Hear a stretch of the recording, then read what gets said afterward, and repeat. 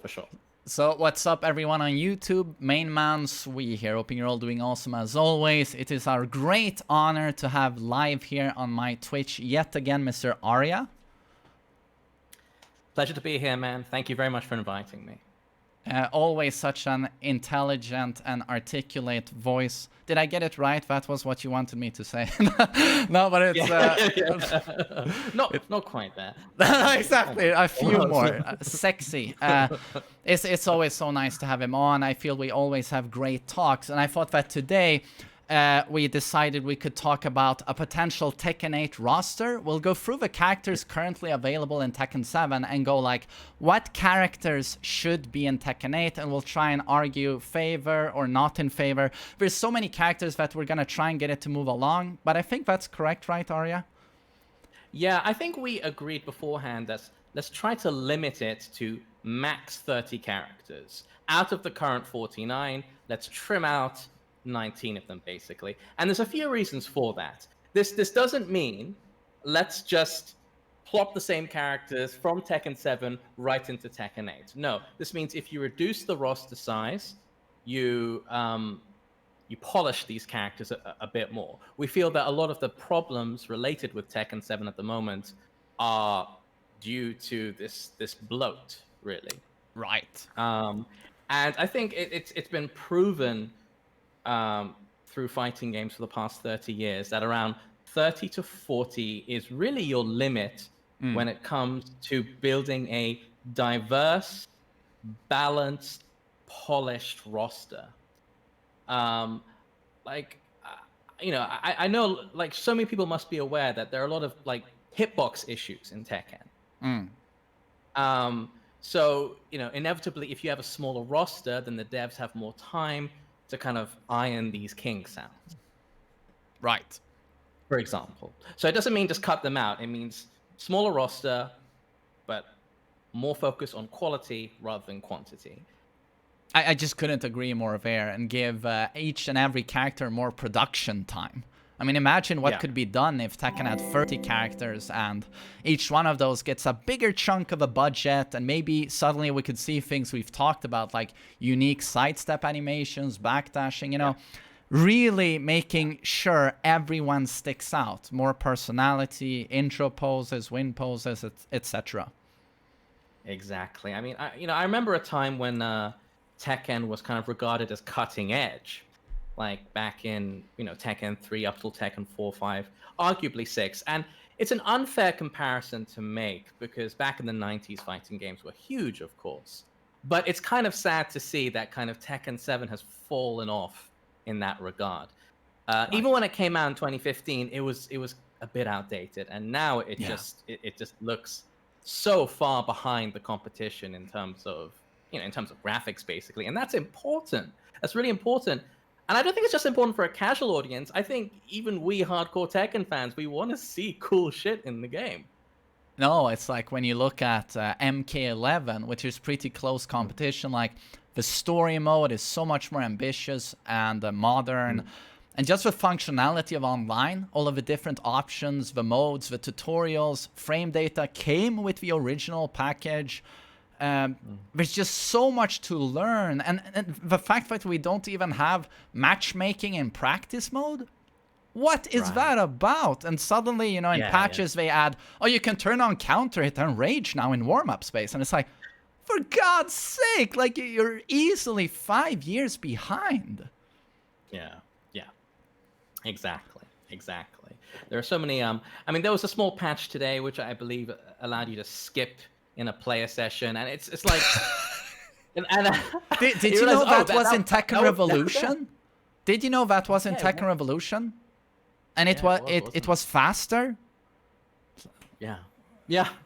It kind of reminds me, like, this is a problem with fighting games, that for every one step taken forward in this genre, another step is taken backwards. Like, I remember when Tekken 6 came out, they removed the record function from training mode. The record function, like the most important tool necessary to lab anything.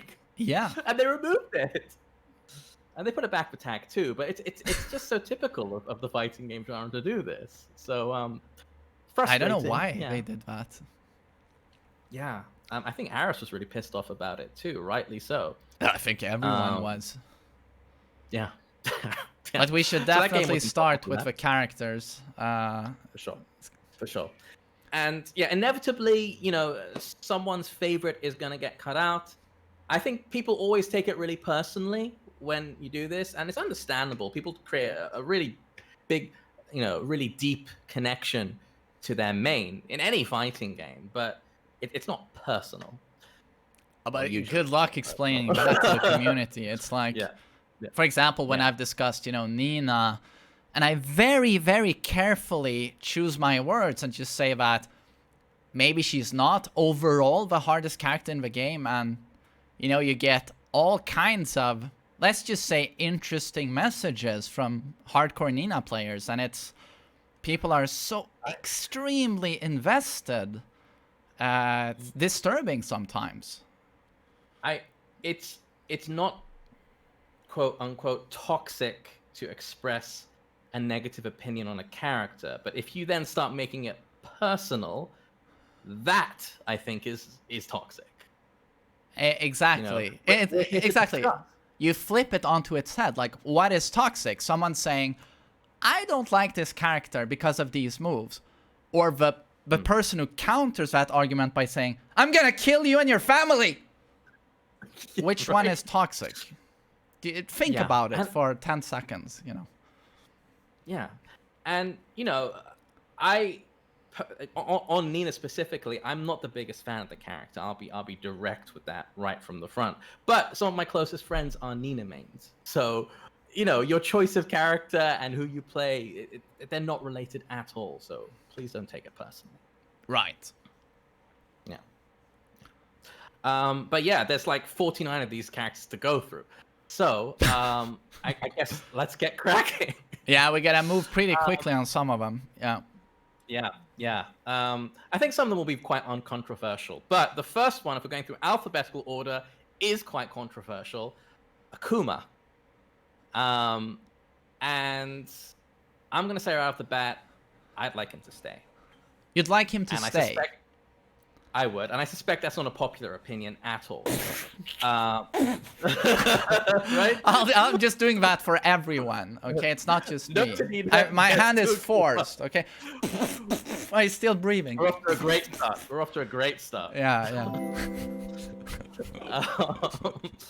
Yeah, I think that, I mean, if I had to split Akuma up into pros and cons. Pros, he's unique. He's very, very unique. There's no other character on the roster like him. Yeah. He's quite deep. He's complex. He's powerful, but he's very, very hard to use. And that's the type of top tier I don't mind generally. I do have issues with him though. Balance issues. There are still some like his hurt boxes on his jump, I think, haven't been looked at ever, and I think they need to.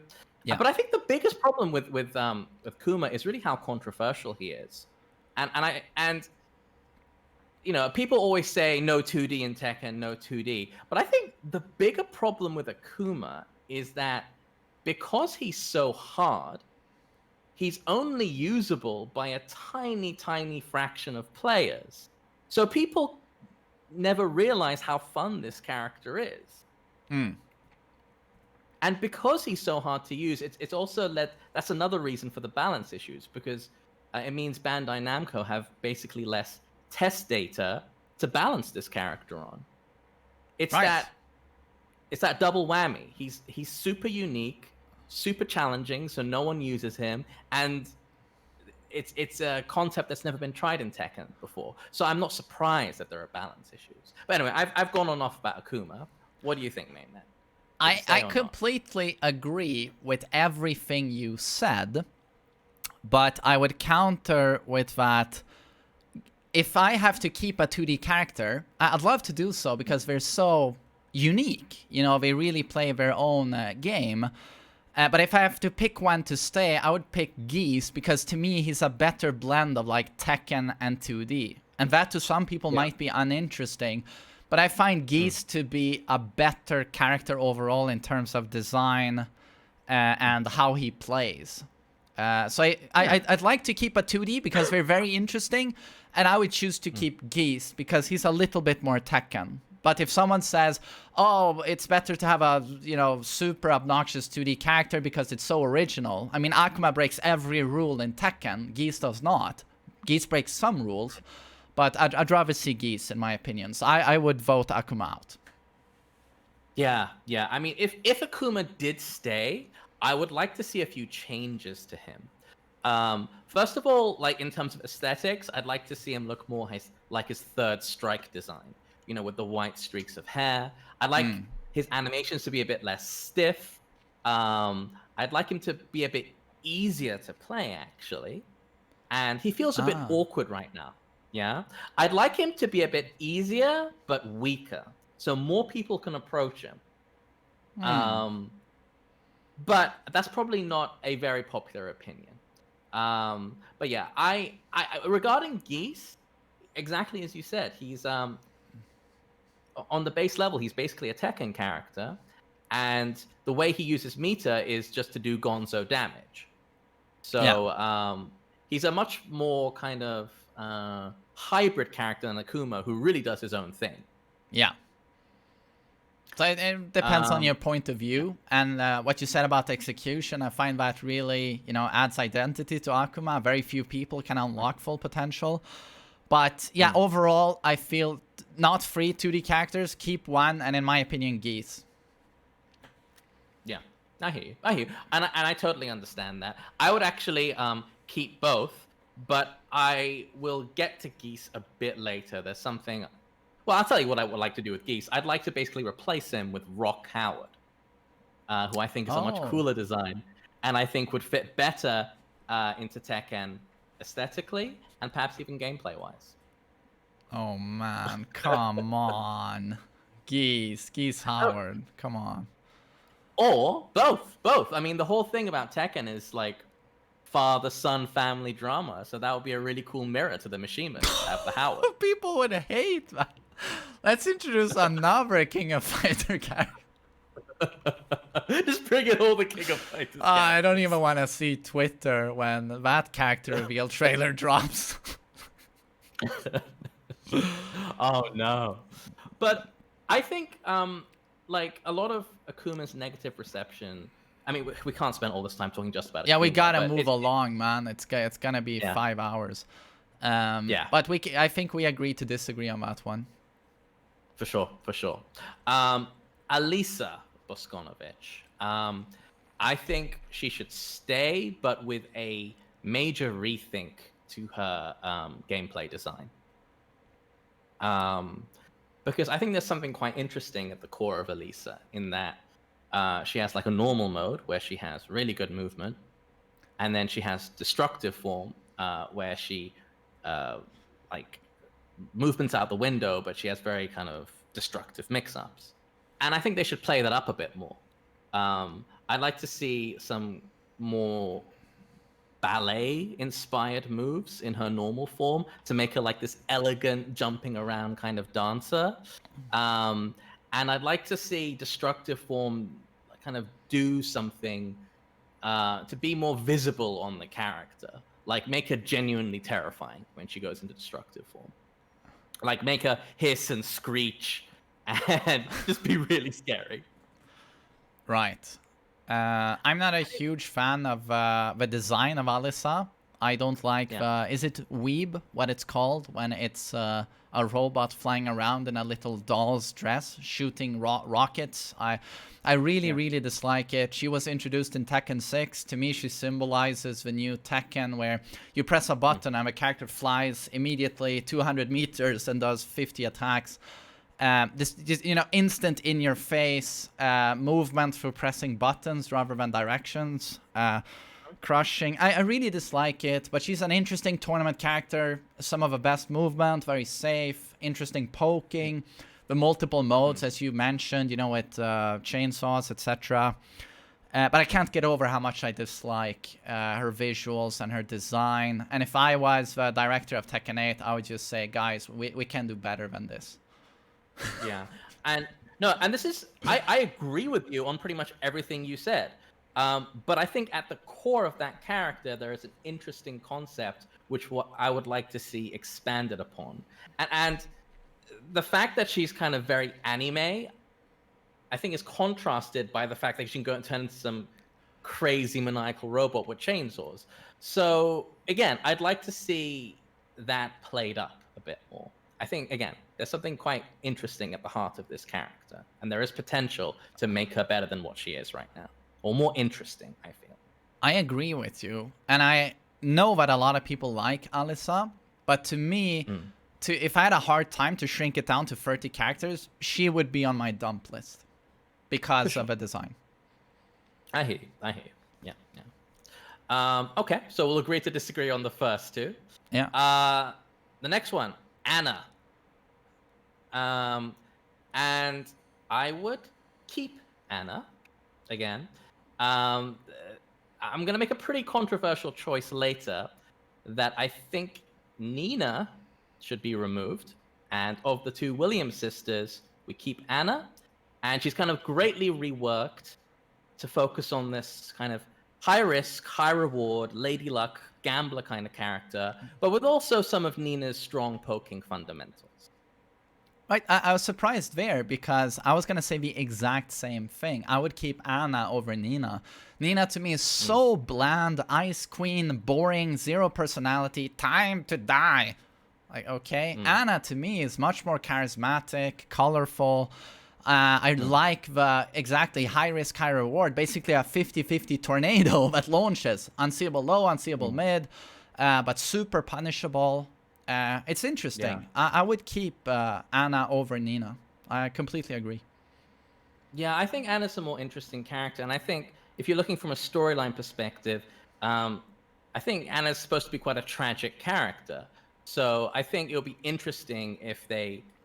And she's always been kind of in the shadow of Nina, so I think it would be quite cool if they twisted her relationship to Nina in that way, with a kind of regretful twinge. I mean, just to focus on Nina now a bit, I mean, she's a legacy character. She's one of the three characters that's been in every single Tekken game from 1 to 7, so they're never going to get rid of her. So what I'm saying here is purely fan fiction.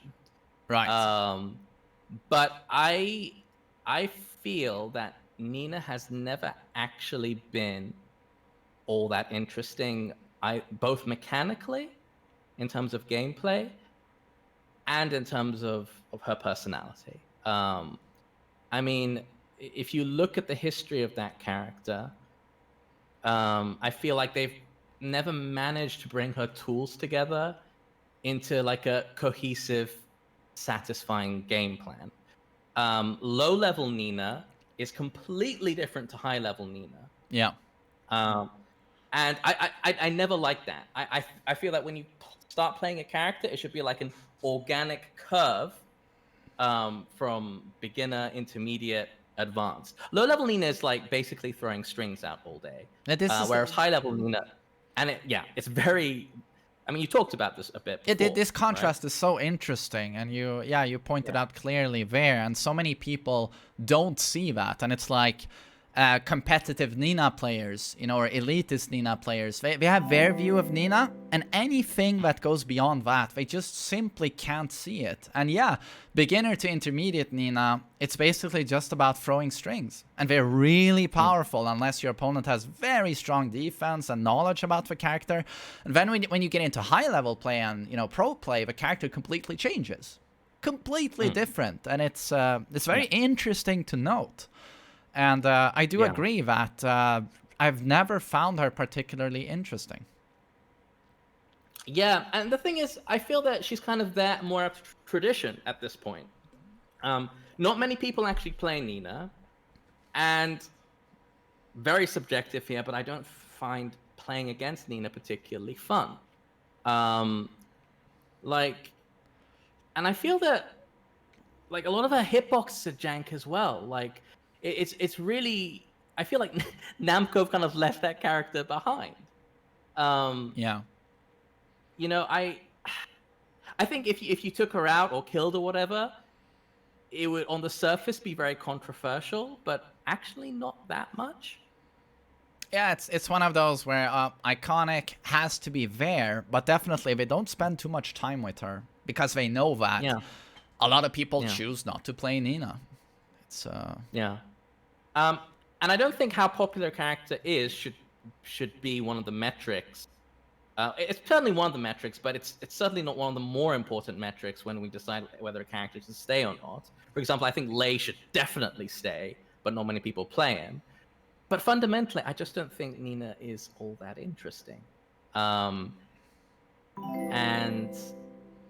yeah, like she's just not very cool to watch, I feel. The flappy hands, even at high level, it's just not very cool to watch. It looks kind of janky. yeah, she's super bland. But yeah, I think we can agree we dumped Nina in the garbage bin. Sorry, Nina fans, but yeah, I think we both agree. Yeah, sorry, Nina fans. Yeah. Next is Armor King. And when it comes to Armor King, I basically have the same thought regarding Armor King and King. Only one king. There can only be one king. One true king. So, yeah.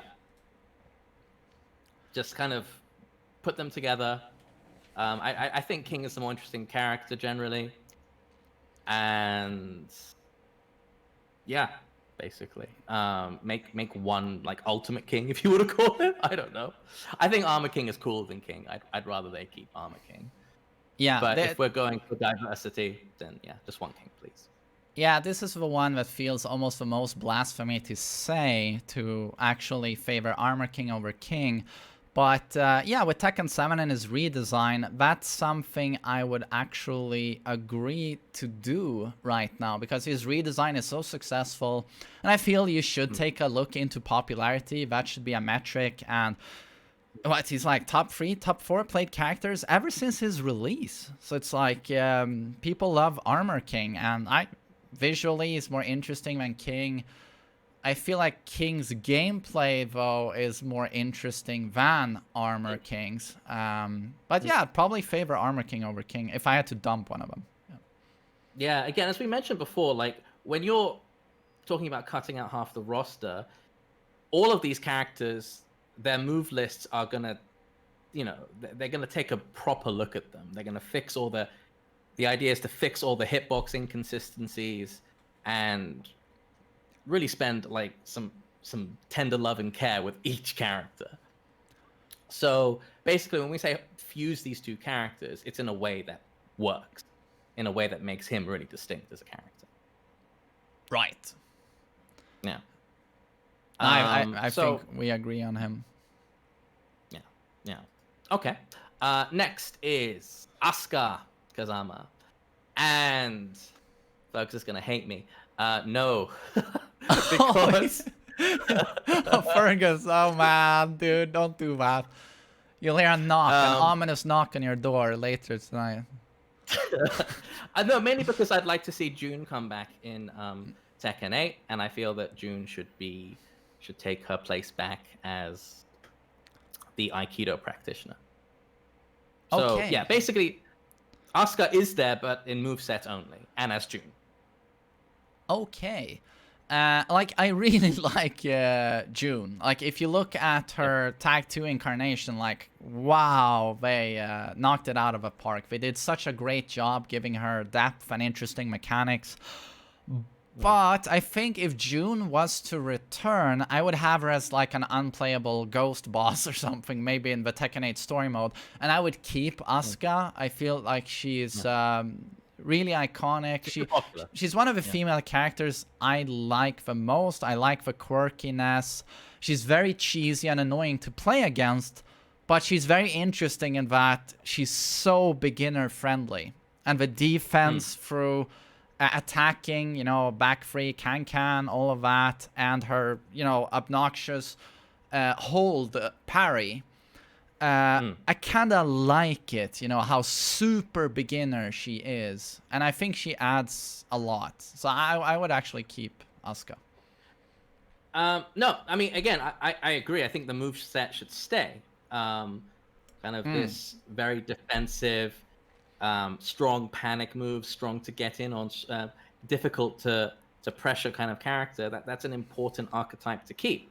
Right. So what I was suggesting was more just a aesthetic change, really.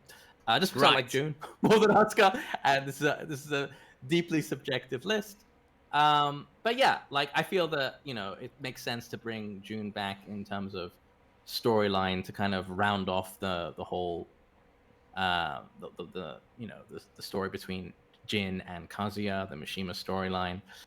And in the same way they brought back Kazumi for Tekken 7, even though she's strictly speaking dead, they could do maybe something similar for Jun in Tekken 8. But I can definitely see movement, where you're coming from, but I feel Jun should be more boss rather than come back to life and be one of the default characters. I just feel like some characters should stay dead. Yeah. But that's just my opinion. I feel like Asuka is actually a good substitute. Okay. No, I hear you. And she's so popular, and her rivalry with Lily is it's such a big thing for so many fans. There's absolutely no way that they're gonna get rid of Asuka or Nina or Lily. So a lot of what I want is pure fan fiction. Right. Yeah. So next up is Bob, and sorry. Yeah. There's a lot of problematic Tekken 6 characters. I think Tekken 6 introduced the most bland character designs of any Tekken game, like newcomers. I feel Tekken 6 was the worst. And yeah, Bob I just find completely uninteresting. And I don't even feel like I have to motivate it. No, I agree with you. And I feel like Bob was basically designed to be an easier Mishima, and then Kazumi was designed to be a super easy Mishima.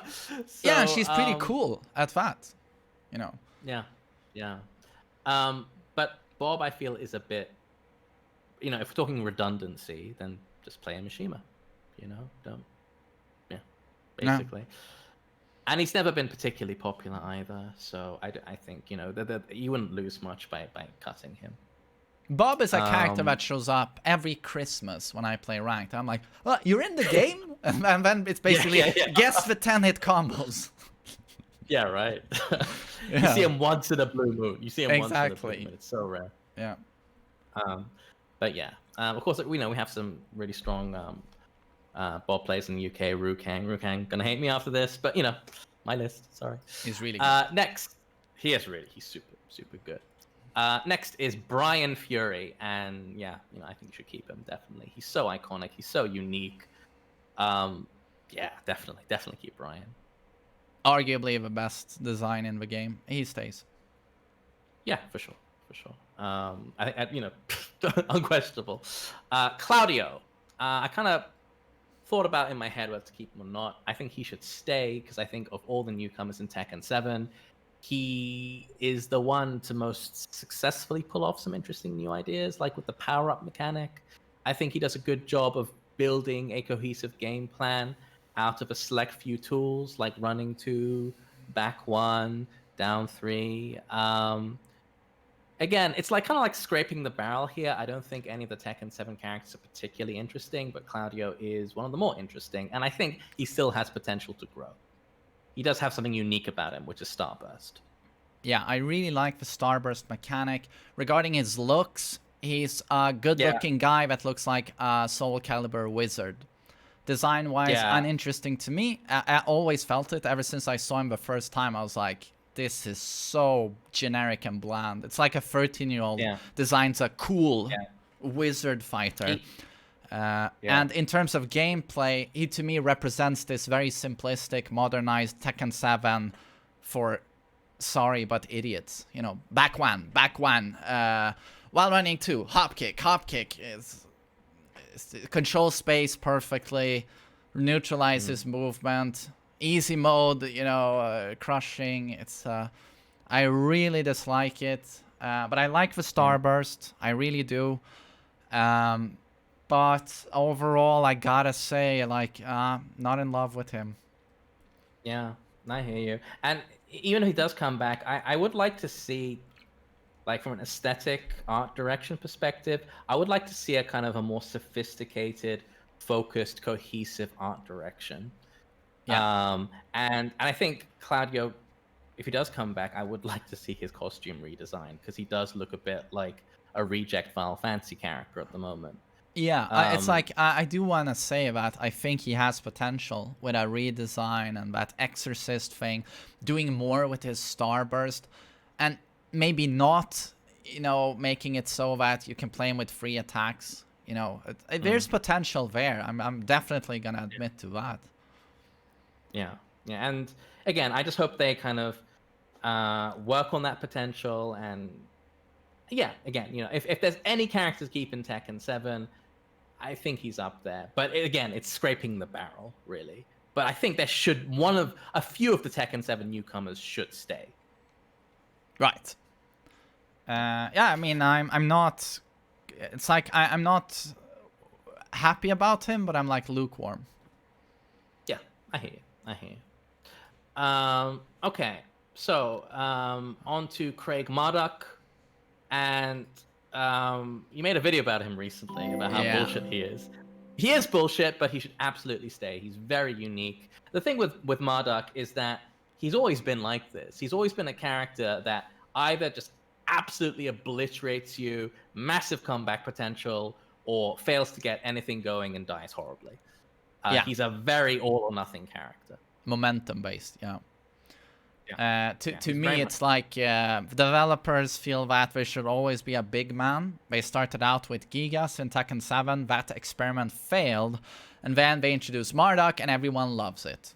And Marduk stays out with Gigas. Marduk is very interesting in terms of identity. He doesn't have a traditional down forward one. He doesn't have a hop kick.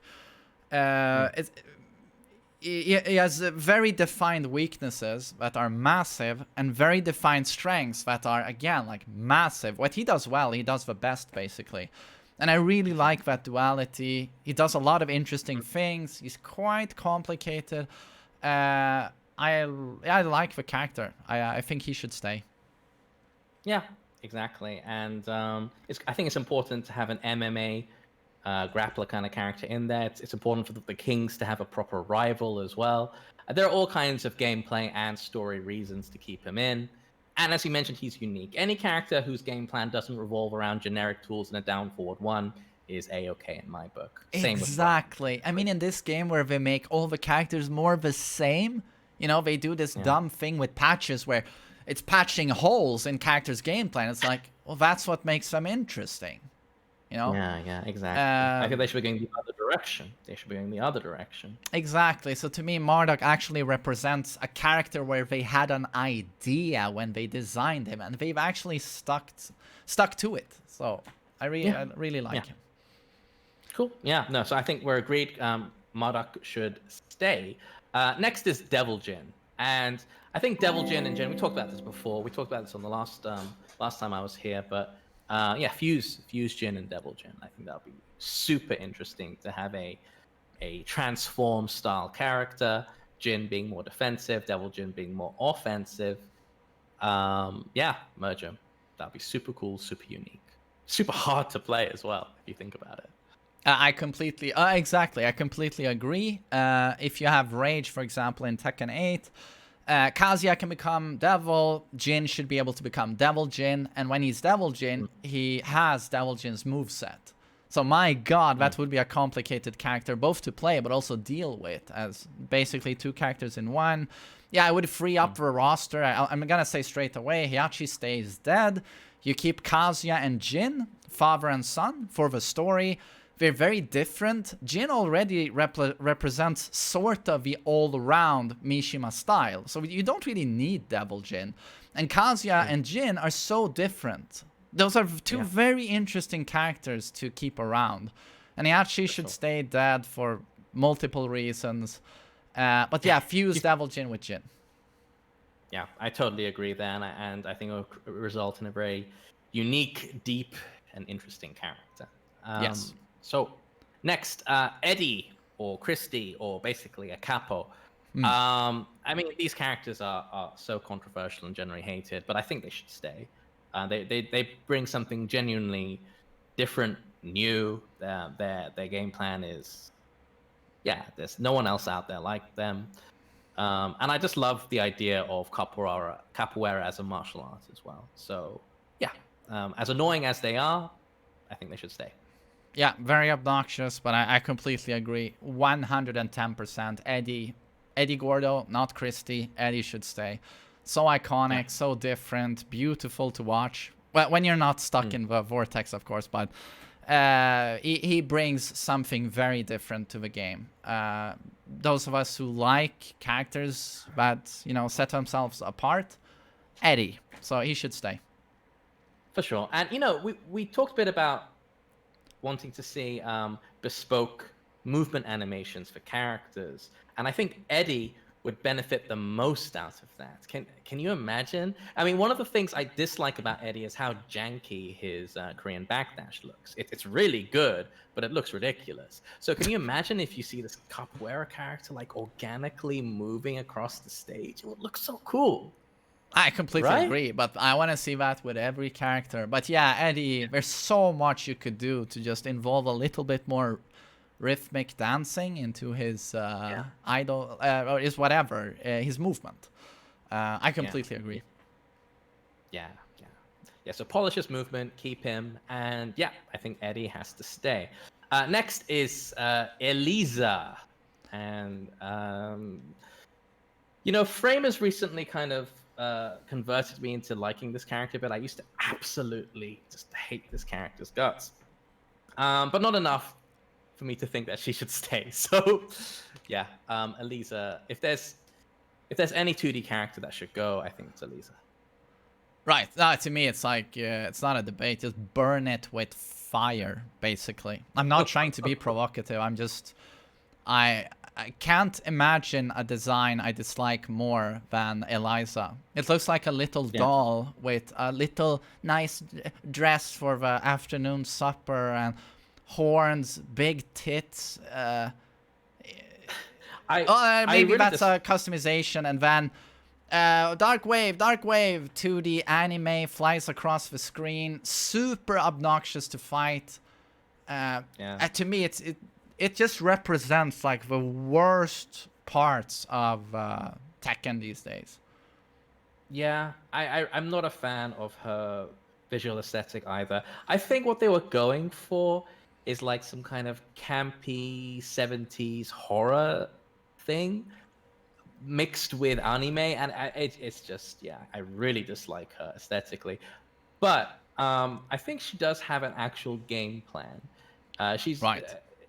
As a contrast to Akuma, she's a very keep-out oriented character, and that's quite interesting and quite annoying for a meter-based character because you're trying to get in on her and she's just building meter the whole time.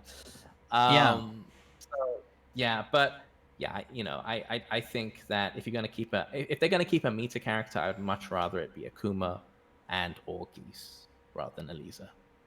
I mean, to me, like if you pick characters like Kazuya, Paul, Marduk, Feng, Zafina, maybe Julia, Kazumi, and then next to those characters you put Eliza and Alisa, and to me those two characters I mentioned last, they look like they come from a doll cartoon or a 2D fighter, like what are they called, those types of fighters where it's dolls fighting?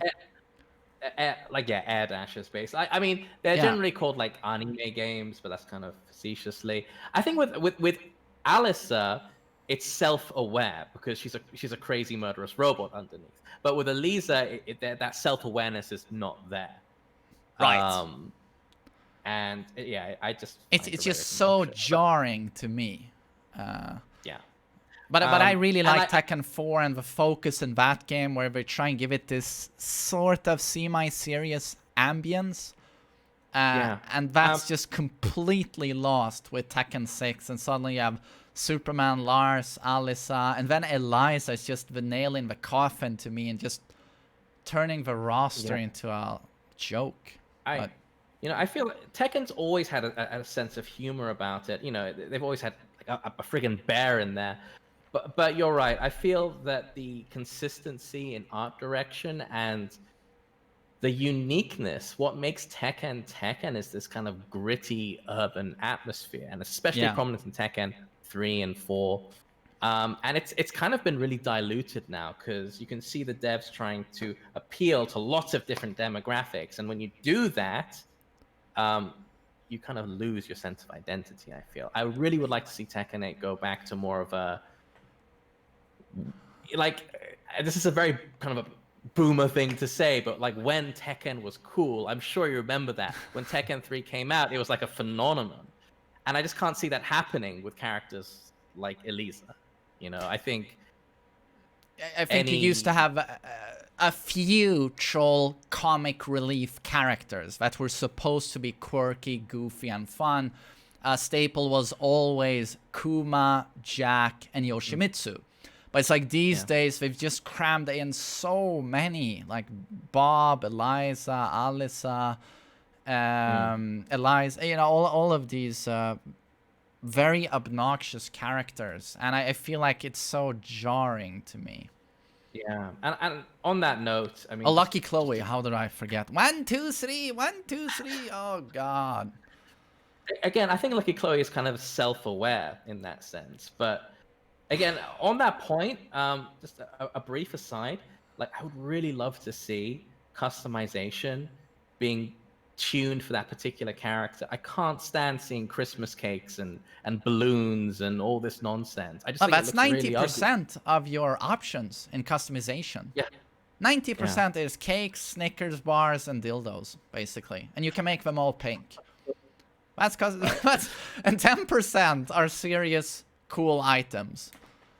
Like I just think it's hideous. I mean, customization is cool, but cater the customs to the character. It's like the game looks hideous. Like especially when you go to like arcades in Japan, the characters look nothing like their original designs. It's just auras and nonsense everywhere. But anyway, we're gonna get crept up in this, and we have like another. Yeah, but it's been the same since Tekken 6. Tekken 6, Tag 2, Tekken 7. You turn your character into a Christmas tree. That's it. Yeah. Yeah, I really dislike it. I'm not a fan. And again, the concept is cool, but I just don't like where they've gone with it. The game is just uglier now as a result. Yeah. But yeah, next up is Fahkumram. And not a controversial character at all. I think I can't really see how they're going to make this character interesting, to be honest with you. I think we'll see how the next couple of balance patches go. Again, everyone's saying in the chat, Bruce. I'd much rather see Bruce. And I'm wondering why they cut out Bruce. And you know what? I think somewhere in the back of my head, it might be for the same reason that they cut out Miguel's Matador outfit, that we're not going to see Roger. I think they see Bruce as a stereotypical, like, black dude design. You think that's so? The reason. I have that feeling. So Harada, for those of you who haven't heard about it, but Harada has mentioned on Twitter that they want to be like culturally sensitive and appropriate. But I think, I mean, that could be part of it, but he has pretty abysmal pick rates as well, which is why he was replaced already in Tekken 3 by Bryan. And then it took all the way to like Tekken 5 for him to come back. And then he's replaced by Josie. And then it's like, oh, we need another Muay Thai character. It's fucking wrong. Yeah. It's like, man, you have two not Bruces now. And I just think Bruce is way cooler than Josie and Fahkumram. I always liked Bruce as a character. Right. You know, if I had to speak subjectively here, I ditch Fahkumram and Josie and just bring back Bruce, to be honest with you. I agree with you. I agree. But I can see what Fahkumram brings. He's this huge, physically imposing, like absolute lunatic looking of a character. He looks insane. But that should be Marduk, in my opinion. He should be the beast. Yeah. Why take a Muay Thai fighter who already, you know, is supposed to represent that martial art and then turn him into this behemoth gimmick. That should be Marduk and Marduk alone. You distract people from Marduk when you bring in Fahkumram, in my opinion. People who look for the giant beast should look at Marduk. He shouldn't have competition there, in my opinion. It removes contrast that Marduk brings. Oh, sorry. No, I agree, and I think in the bigger picture, no, you're right. Marduk should be like the hulking, like towering above the rest of the cast. I mean, that was the thing with Marduk, especially in Tekken 4. Like everything, the way he was framed, like always the camera angles looking up at him. He was supposed to be intimidating, scary, and now it's just a bigger guy. Exactly. So yeah, I wouldn't, you know. I'd like to see season 4 what they do with him, but at the moment, yeah, probably not. I'd drop him. Yeah. It's a shame. But next is Feng Wei, and yeah, keep him. He's so expressive. I think out of the Tekken 5, the new characters in Tekken 5, he was the coolest one. And he's really over the years developed into a very rounded, complete, full character. So I think it'd be such a shame if they dropped him. So yeah, keep Feng, I think. I agree. I really like Feng Wei. He really does his own thing. His animations are some of the most beautiful in Tekken, in my opinion. What I just wish is that they would do something with his story. And yeah, I'm getting into story. I kind of liked it, his personality and storyline in Tekken 5 when he was introduced. And that red 70s suit was just, it's so beautiful. I wish he would become a priority again. But I really like Feng Wei, and I think he should stay. Yeah, no, I agree with you, and I was thinking actually if they brought back Feng, they could maybe do something with Leroy, and we'll get to Leroy later. Oh, definitely, that would be a really good matchup, actually. Well, because Leroy has like this soft style, and Feng's all about shoulders, like hard style. So I think it'll be a cool contrast. And Feng's always been looking for that next big opponent to tackle or bring down. He's a very competitive, driven character, and I think he might see that in Leroy. Right. So I would love to see a rivalry between those two. Speaking of Leroy, he's the coolest design to have come in Tekken for decades, unquestionably. I think it'll be such a shame if we dropped him like this. So I would like to see him come back, but with a complete rethink on his move list. No, I completely agree. I don't think it's controversial to say he's super awesome. I love. Yeah. I used to love Leroy, but now it's so tainted by what he's been since launch, and I don't think there's a single character I hate playing more against than Leroy, because I'm just constantly guessing. And in Tekken, I like to limit the amount of guessing I have to do by my spacing. But versus Leroy, it's like I'm never safe from his mix-ups. And it's just guess, because it's all I have, because his space control is just off the charts. And then his pressure, the hermit stance. If he rework his tool bag, it's like I'm all for it. He could be the best character ever, I think. Yeah. But my God, did you drop the ball on his gameplay? I've never seen such a contrast between the most inspired design visually, but uninspired mechanically. It's jarring. It's just like this. Yeah. And it's, there's the ghost of an interesting character in there somewhere. You can kind of see what they were going for with Hermit and the cane and Sugar. There's something is there, but you just gotta cut back on all the generic gunk. Just stop making him jack of all trades, master of all trades. But it's like I don't even see a hint. I don't even see a hint of an interesting character. Like Pimp Cane, that's awesome. You can use it once. Man, such a cool idea. But if you just set that aside, it's like, okay, he has very, very good generic Tekken tools, a huge amount of mix-ups and strings, great punishment, great... He has an orbital, super generic tool. He has a hell sweep that tracks. There's nothing interesting in his game plan at all. It's just about pressuring like crazy, and your defense is great if you want to play like that. It's like, I just fail to see it. It's like Yeah. I Yeah. don't see even a trace of something interesting in Leroy. Like, there are some elements. The parry, the cane is a bit gimmicky, but it's there. Sugar, super gimmicky, but I don't know, maybe they could do something with that. Hermit, there are little traces here and there, which I'd like to see them develop. But yeah. But I think we're agreed on Leroy. Give this character another chance, please. He's so cool. He deserves another chance.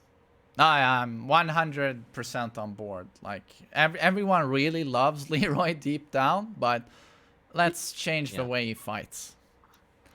Yeah. I think everyone wants to love Leroy. Yeah, we really want to, but he makes it so hard. He makes it so hard on us. I agree. Okay, so next character, Ganryu. And I think they can drop him. I mean, I was actually kind of surprised that they added him in season 3, to be honest with you. They were even surprised. I mean, he's the only character trailer where he literally asks for the audience to clap. So, I mean, they're very self-aware in how few people play him and how he's supposed to be another comic relief character. I'm just no Ganryu fan. I like the comic relief with Julia and his endings and bumbly idiots, but in terms of gameplay, he's just so obnoxious. Yeah, he's very much like, he's not very strong at range 2, but once he gets in your face with those down 4-3s, he's really hard to shake off of you. I just think when it comes to like grappler archetypes, like Marduk and King are more interesting. They're more explosive. They have more of an identity to them. And yeah, if we're gonna keep this roster lean and tight and focused, and Ganryu is not really a priority. So yeah, and most people would agree. I mean, where was he on the priority list? Season 3. Yeah. Like yeah. He seemed like I think we're agreed here. Agreed. So next, we talked a bit about Geese. I'd love to see his son come in there to ramp up the Howard family drama, but that's another discussion. Gigas, again, Gigas is not very interesting. The reason he's underpowered relative to the rest of the cast is because I think the devs know that he's not that interesting. Yeah. And they knew if they made him too powerful, he'd be just insufferable. Yeah. So again, I don't think this is controversial. I like the basic simplicity of a character. I like the charge-up mechanic, but now we have, other characters who do similar things but stronger. His design is just horrible. Looks like a background figure henchman in an Arkham game, in my opinion. He's so underwhelming in terms of his design. I can't even believe they okayed that design. And he just grunts. Yeah. Wow, interesting character there. And his gameplay there's not a whole lot going on there. It's like, it's a range gimmick with jab down for 1, down 2, long arms, and an overkill throw that everyone's gonna break at high level. Marduk all day. Yeah, like it's clear they never really knew what to do with Gigas, and they've always been worried about making him too strong because he's so easy. Again, I don't think it's controversial. So sorry, Gigas. Heihachi is dead finally. He is dead. Took a while. This time, please. Took a while, yeah. Like I love the character, don't get me wrong. He's iconic. He's so cool. I love Heihachi. But if we're gonna keep it lean, I think the only Mishima on there should be Kazuya. Like the only pure Mishima should be Kazuya for Tekken 8. Right. I love Heihachi, but yeah, he should be dead. We want to reduce the roster, so we gotta remove some Mishimas.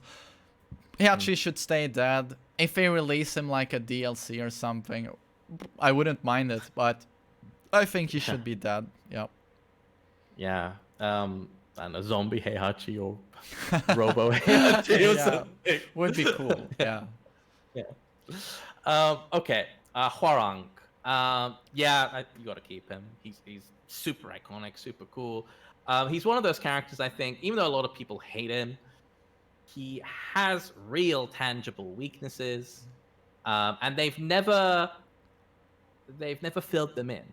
You know, his neutral's always been a bit spotty, and he's a nightmare once he gets in.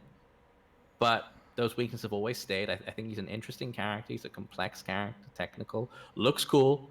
Well, I'm not a huge fan of this redesign in 7, but looks cool generally, usually. And yeah, I don't think this is controversial. I think Hwoarang has to stay.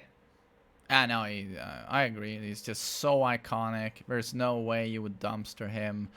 And he's so interesting. Beautifully animated taekwondo. Very interesting gameplay. I think they've gone the wrong way with his buffs. It seems like they are, patching weaknesses. I don't like it. I'm not a fan of his backlash. I feel that ruins some of the character. It's a dumb move. And back one also But overall, he stays. He stays. Yeah. I'd like to see some of his kicks have a bit more impact. Like there's some real legacy kind of animations in there. Like Hunting Hawk looks terrible, for example. Like you got to update some of his moves and just make them have a real snap and kick to them. And speaking of kicks, I would like this character to be more centered around kicks. Too many of this character's best moves are punches, down forward 1, down forward 2, jabs. Down forward 2. It's so funny. Like here's this taekwondo expert. Is this Paul? What's his move? Yeah. I like, Fahkumram has a 13 frame kick. So why doesn't Hwoarang have that? Why don't you make his down forward 1 a standing 3, for example? I mean, they've done it for Fahkumram, but it's like this thing with Hwoarang's neutral where they're very careful about giving him that type of super effective long range poke. And rightly so, because he's so strong up close that if he also had strong neutral. I don't like we talked a bit about this on the Hwoarang podcast, but I don't like the shift towards flowchart Hwoarang. I liked him more in Tekken 3 and Tekken Tag when he was when he had the super step to Flamingo, when he was based more about big damage and crazy movement. Right. But I don't think I got to go back to that. So another thing weird about Hwoarang is how strong his throw game is. He has every break. He gets ridiculous Oki after the throws, and that throw where he gets a guaranteed back 3 for like 52 damage. It's a 2 break. Yeah. It's like that to me is questionable. Taekwondo expert has better grappling than like many characters. Yeah, it's weird, isn't it? I mean, I think maybe military taekwondo has some grappling in it, maybe, but that's not a good reason. I think it's weird that he's such a strong grappler. Like behind the Kings and maybe arguably Dragunov, he has like the best throw game in Tekken 7. It's bizarre. So yeah, maybe that should be somewhere they chip away at him. But yeah, I think we're agreed. Hwoarang should stay. He's super iconic, super cool. Next is Jack. Jack hasn't been in every Tekken game. He wasn't in Tekken 4, and I don't want to see him come back. Frankly, I think he's very boring. His game plan has always been boring.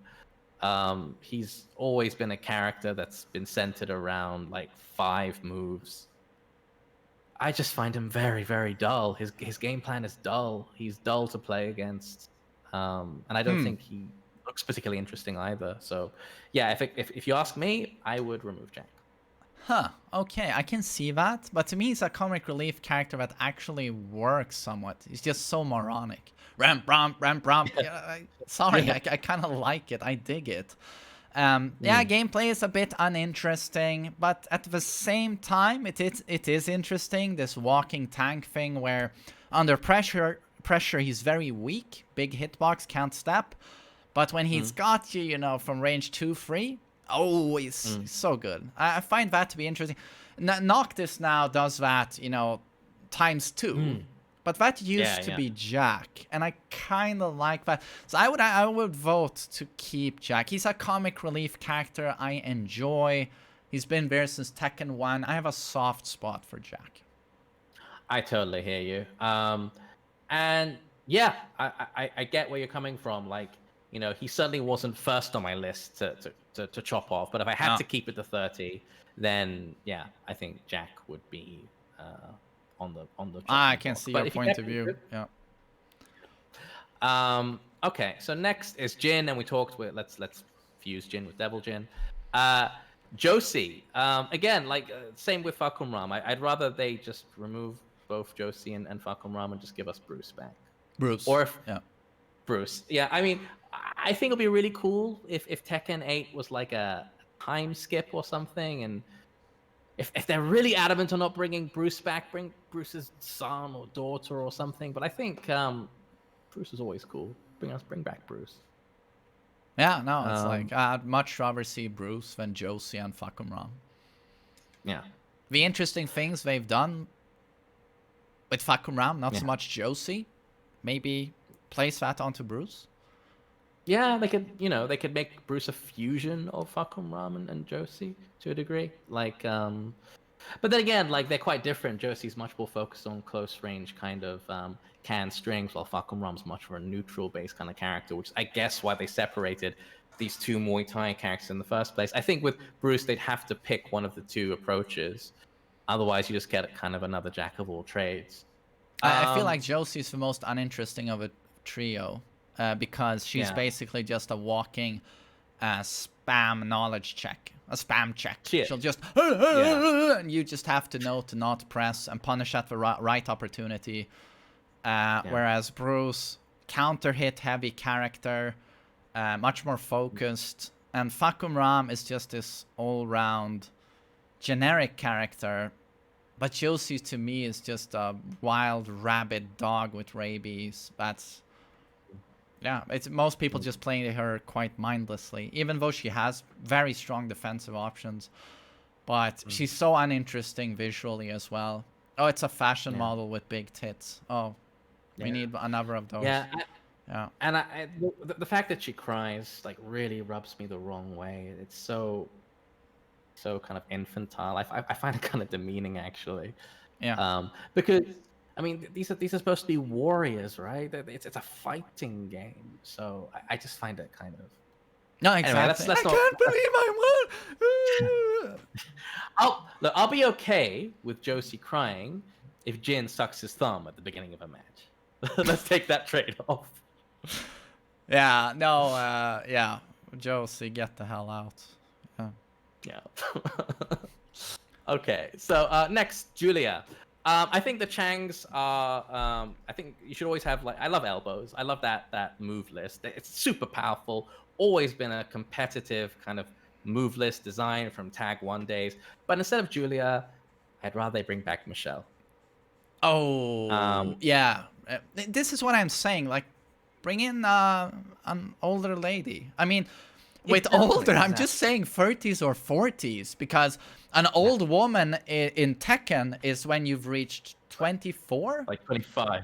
Yeah. No, basically, I mean, I think the oldest female character in Tekken is 25? 26? Yeah. Like it's a joke. Frozen. Can we please get some diversity on the female side, please? Yeah, bring back Michelle. Yeah. You know, I honestly get really annoyed with this. I get really annoyed with it. Yeah, I mean, we've talked about this a few times. But speaking of demeaning, it's like with the male characters, you have age range of 18 to 80. You have fat, muscular, thin, tall, short. With the female characters, they're all aged 18 to 25. They all have the same body shape, same body size, same similar facial structure. Yeah. They're all young. It's a bit dull. I mean, it's a bit dull. That's an understatement. To me, it's like it's really, really bad. Yeah. And what does it say? Like, well, what kind of message is that? You know, it's. We talked about this on the last Wave Dash, actually. This is like a whole can of. I just love when people say like, "Oh, you don't like the female character. You're a misogynist." No, it's like I don't like the female characters because I'm not a misogynist. Yeah. It's very reductive, I think. And I would love to see like we're not suggesting like fighting games to a degree are wish fulfillment. A lot of the male characters are sexy too. Yes, but like Heihachi is like 80. Like it's suggesting that a woman past 25 has no more value anymore. Exactly, so and it's like is Lei good looking? Is Bob good looking? Is Feng Wei good looking? It's like, you know, there's something to pick and choose from. You know, you have different characteristics, but it's like the females. It's like this experiment someone did where they exported the meshes, the 3D sculpts of the faces, and they removed the hair, and then they put them in line, and everyone's like, you couldn't tell them apart. You tell them apart by the hair and the makeup. Yeah, like on the Wave Dash we did a few days ago, we talked a bit about kind of sexism in Japan, basically. And there is this concept here that if you are a single woman past the age of 25, 26, you are labeled Christmas cake. And that is the cake that nobody wants. Nobody likes Christmas cake. And it's hideous, I know, but that really, we were discussing, how much does that play into the female roster in Tekken 7? It's kind of nuts, you know? But yeah, please, you know, it's a bit depressing. Please change it up. Michelle, I'd love to see a woman in her 30s, 40s, like, do the Chang thing. Yeah. Keep it the same as Julia. No, it's like, I'd love to see Michelle come back. That would be so hype and cool. And it's like with Dragunov, I've always had this idea that rather than Master Raven, you'd have a female Dragunov who could be in the game at the same time as him, or you replace him, but would do his style, combat sambo, and she looks a bit war-torn. She could be slightly attractive, but like she's got scars and shit, and maybe camo or something, and she's as silent as him. She doesn't go, 1, 2, 3. She's just silent. I'd really like that. I think it could be really badass. And she could be like 35, 40. Yeah, I agree. Like, actually, speaking of Sergei Dragunov, I totally agree with you. I talked a bit about that on the Tekken 8 wish list. I think they should replace him with Master Dragunov to have a kind of a meaningful rivalry with Master Raven. So they're both the heads of their respective branches. Would be wonderful. And it would, you know, I think contrast is at the heart of what makes a character interesting. So make this character, make Master Dragunov absolutely terrifying. Like, she snaps your fingers, she gouges your eyes, she knocks your teeth out. She is absolutely ruthless.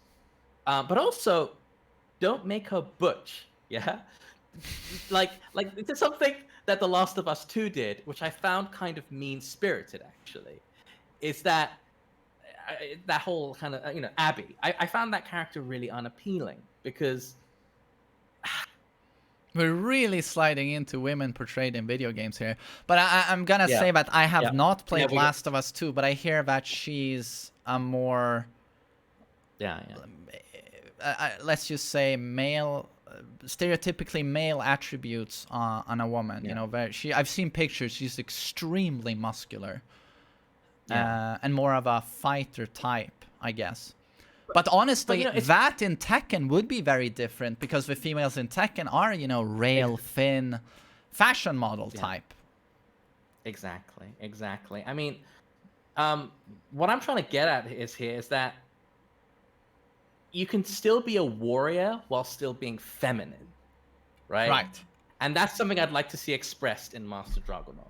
Someone who is Gina outwardly Carano, or what's her name is. I mean, she definitely has a, you know, charming sexiness to her and very feminine, but also kick ass. Like we talked about this last time. Like, I still think some of the strongest female characters in movies are Sarah Connor and Ellen Ripley. And those are amazing. But they're strong, they're independent, but they're also very feminine as well. Like, you don't need to throw that out the window. But they are just perfectly sculpted characters, just flawless. And then you get instead Rey in Star Wars, who's just bland. Yeah, it's you know, like, embrace the femininity of this character, like. But at the same time, you can make them strong and terrifying. It's kind of just reductive and I think insulting to say that if a character is strong, they have to be masculine, even if it's a woman. Right. You know, which is what I felt they did with Abby in The Last of Us 2. But we're veering way off the path here. Who were we talking about? We're talking about Sergei Dragunov. But yeah, I'd like to see. I think we both like to see Dragunov's move list, but through a Master Dragunov. And we were talking about Julia Chang and Michelle Chang before that. Oh, Michelle, yeah. Okay. So next on the list, we took a bit of a tangent there, but is Katarina. And I'm sorry, I don't like this character very much, to be honest with you. I think she's kind of emblematic of a lot of the watering down of recent Tekken. She's very, very simplistic game plan, massive range. Kind of a lot of it, her moveset, it seems to be designed to just be annoying to block, especially in an online environment. And I just, and I hate to say this because actually her voice actress is the nicest person, and she's so supportive of the Tekken community. But I just don't think Katarina is all that interesting mechanically. Yeah, I think in terms of like the uber beginner archetype, I'd like that to be filled by Asuka and some other characters, but Katarina is just the absolute worst example of modern easy Tekken, and her design is just a raging forest fire of shit. So yes, I would just remove her immediately. Yeah, I'm not a fan. I'm not a fan. I agree with you. And there are so many easy mode characters, basically, increasingly from Tekken 6. There are already enough. I don't think we need another one. And speaking of easy mode characters, Kazumi, this character is it's really ugly to watch, I think. She's just okay. Yeah, I'm not a fan. I'm not a fan of Kazumi. I like her design aesthetically. I think it's cool. But I just think when you see her, it's just 1-1, down forward 1, 1-1, down back 4, 1-1, 1-1, down forward 1. And I get the idea. That's her thing. She's supposed to be 3D fighter fundamentals whittled down. Like she's the easy mode Mishima. But I'd rather someone. If you want to play a Mishima, just play Kazuya. Yeah, but exactly. But she's supposed to be Mishima, but zero execution. And I kind of really like Kazumi. I really like her design. I think she's really well made. I guess I wish she was older. I think that would have been interesting. And her gameplay, it can be a little bit bland to watch, but overall, I kind of like the easy mode Mishima approach. She is there for people who are interested in that. And to me, she's the best original character in Tekken 7, I would say, due to Leroy dropping so badly. And I know we're going to try and work her into Tekken 8. I think you do have a point here in that I think you need one character like that who is designed for beginners, who's expressly there to help teach beginners 3D fighter fundamentals. And the choices here are at the moment, there are too many. But I think it basically boils down to Shaheen or Kazumi at the moment. Right. Like you can keep both, or Kazumi or Shaheen. I don't know. I think Shaheen is going out the window. Yeah. I love Arsenal here in the chat below me here. It will be a different Hashijo in Tekken 8. Someone's a story mode nerd. How many times did you play it? Does anyone else remember that name, Hashijo, other than Arsenal t-shirts? For those of you who don't know, I think that's the name of Kazumi's evil clan or something. My God, Arsenal T. You nerd. You nerd. I just cringed. When I read that, I was like, oh, God. Jesus. Yeah, I think I just want her... I mean, I'm saying I want her gameplay to be more interesting, but the whole point is that she is very kind of brick and mortar, simple, to the point. So if you want to keep Kazumi, I'm cool with that too. I mean, there should be a character to teach players, like this is how you play Tekken. I just think she shouldn't be stronger than Kazuya. I think the whole point of that character is like Yeah, that's she's a the easy problem. mode Yeah. Mishima who's stronger than Mishima's. Yeah, Like she should no, be that's a big right. problem. And just like if anyone thinks she's strong now, you should have seen in arcades God. how strong she was 7.0. then. It was just her frames. You could not believe it. Her frames. And her down back down forward four counter points. it was actually a launcher Yeah. for a while there. And her down forward one reached the entire stage. And Kazuya back then was much weaker than he is today. I mean, Yeah. Kazumi was here, Kazuya was here, and this character was much, much easier. It was balancing, it was like... I feel like Kazumi and Kazuya, the balance between them is in a much better place right now. Kazuya, I think, is the stronger character now. Not by a huge margin, though. You if anything, I'd think like to so? see them separated a bit more. Yeah. I think Yeah, Kazumi is stronger still. Oh, you think? Yeah. I think that's more down to the practicality of the character. Yeah, but you gotta figure that in my opinion. And there's no consistency with Kazuya, whereas there's big consistency with Kazumi, and she has many approaches she can take, and Kazuya is just so simplistic. Which, if your name is Ni, you can make it work, but it's all built upon timing, as you know. And my God, you gotta be on point. The thing is, if you just make a really weak Kazuya, which is kind of what she should be, really, is that you'll never see her in tournaments, basically. Yeah. If you, so that's kind of why I'm questioning, should she be there? Could you not just have another character to fill in the role of beginner, and maybe Shaheen could be that person? But yeah, I think either of them could work there. You think Kazumi? I might lean towards Shaheen, or possibly another new character. But yeah, speaking of Mishimas, next up is Kazuya, and yeah, this character has to go.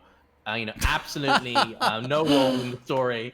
My God, the blasphemy! Toxic, Get the hell out of here! Vortex gameplay. My just God, Doriad, brain dead. I'm gonna ban you from my stream, Arya. Shut the hell up! Everyone's rioting in the chat. Burn Arya! Burn him to the ground!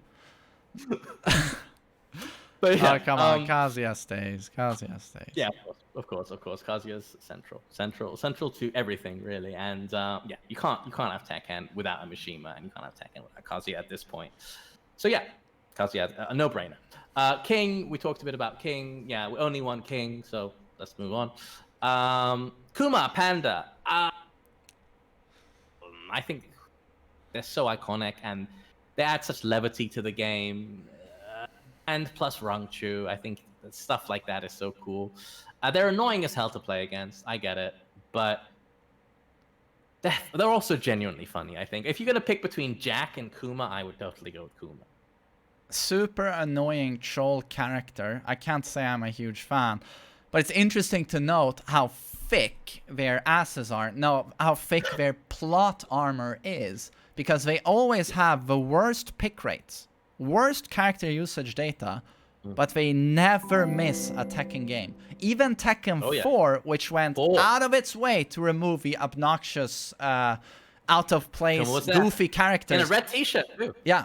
Yoshi stays, Kuma stays, no matter what. Even Jack could go in Tekken 4.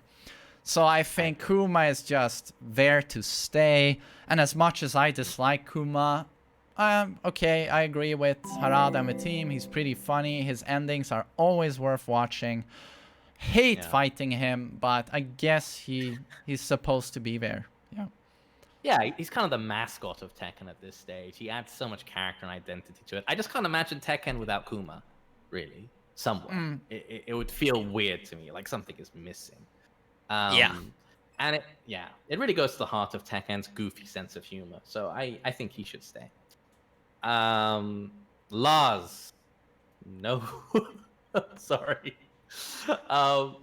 This character was introduced in Tekken 6 as being like, he was one of the first of like the super strong easy mode characters.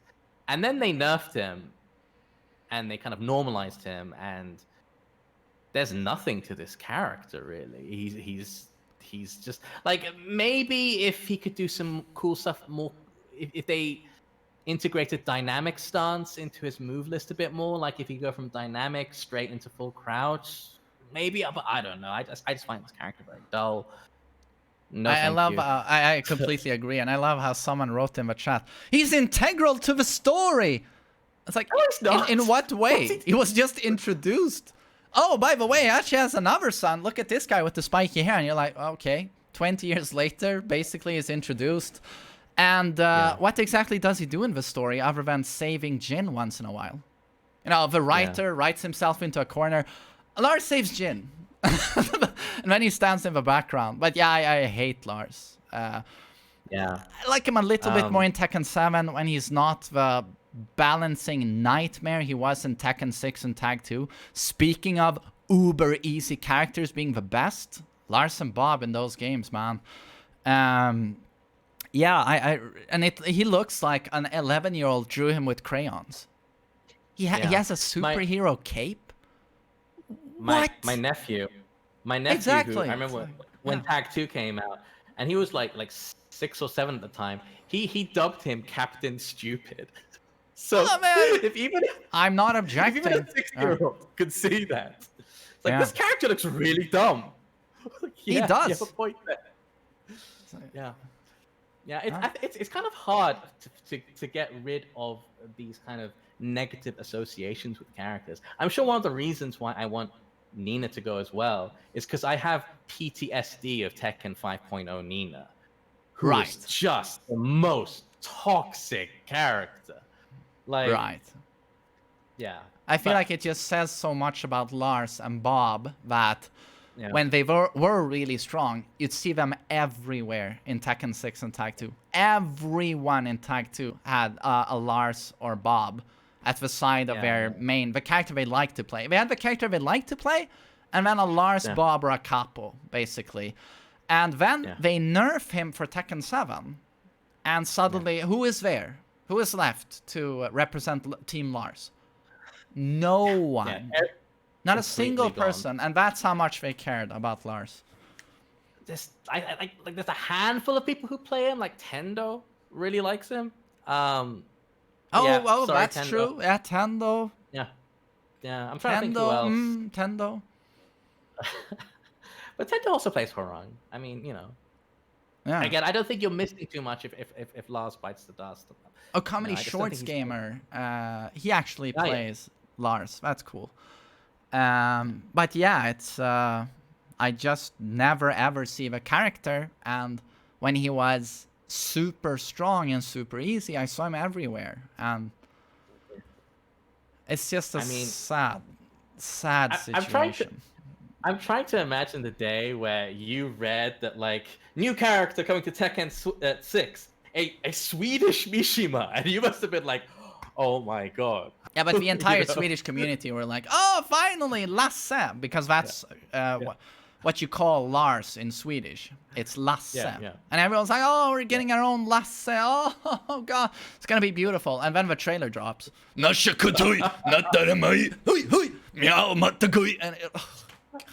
try to imagine this disappointment. Yes, like, for God's sake. Oh, thank you. I'm sorry. Of course. But yeah, I think I wonder what Swedish dialect that is. It's so weird. Like, again, you said that Master Dragunov should be silenced, but whether it's Alisa or her, I think someone should speak Russian in this game. Russian is a cool language. It really is. But they were like, oh, we would have to get a Russian voice actor. No, he just goes, which is a cool little gimmick. But it's like Xiaoyu. She speaks Japanese, but she's from China. Yeah, it's weird, isn't it? At least Feng speaks Mandarin. He does. I think it would be cool if Law spoke Cantonese, because Bruce Lee is like the national hero of Hong Kong. Right. I think that'd be a nice nod. But yeah, like we're still like halfway, like just over halfway. So 1.5 hours. Yeah, this is great. Yeah, but you know, it's been really good so far, though. I feel like we're not wasting time. It's pretty thoughtful. We're going through at a steady clip, but I think the length of this discussion is kind of testament to how ridiculously oversized this roster is. Like, Yeah, it's just absurd. it is. Next is Lee, and I think this character adds so much charisma and charm. I don't think you should get rid of Lee. No, not at all. Yeah, he's classy. He's cool. You got to keep him. You got to keep him, I think. He stays for many reasons. He stays.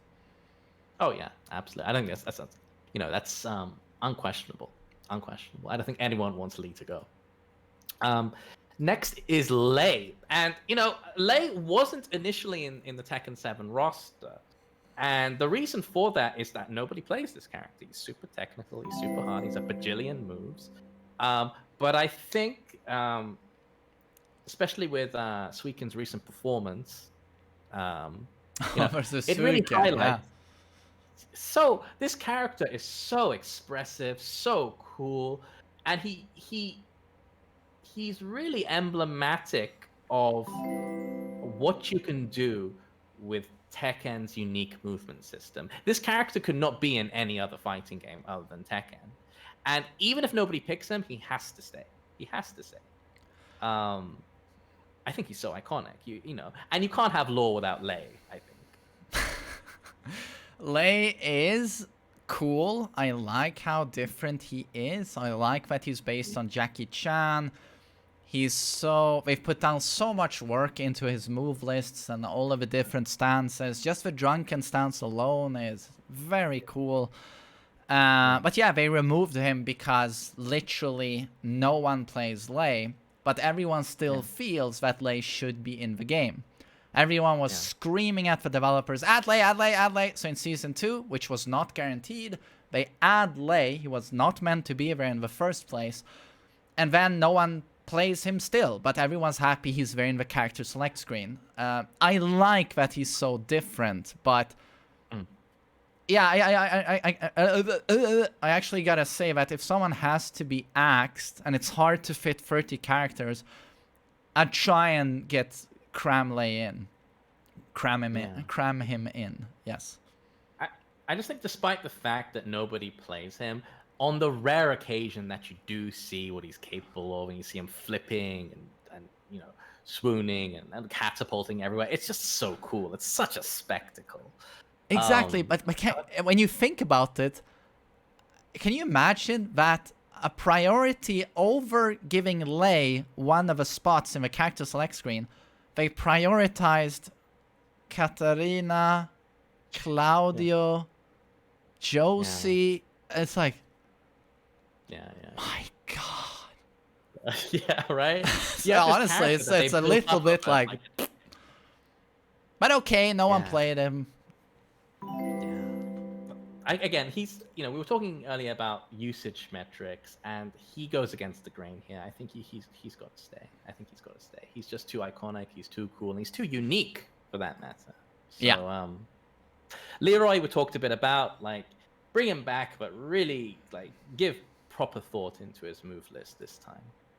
I agree.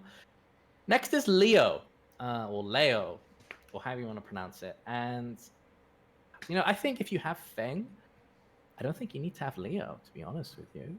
I mean, he was designed to be this kind of jack of all trades kind of character in Tekken 6. His gender is ambiguous because he's supposed to appeal equally to both male and female characters. He's supposed to be as anonymous as possible. And for that reason, I find him kind of him or her kind of bland. His move list is his martial art is based on Akira's one, I think, from Virtua Fighter, which is a cool martial art. But again, I think you could take elements of Leo, put it onto Feng if you need to. You wouldn't be missing all that much, I think. I don't think Leo brings anything too unique to the table. Baji Quan, that's it. Right. I think the visuals are interesting in the gender ambiguity. I'm not unsure of how to pronounce that word.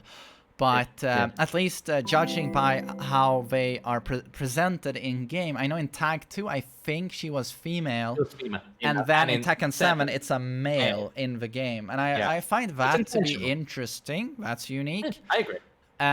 But when it comes to the gameplay, I agree with you. It's very generic.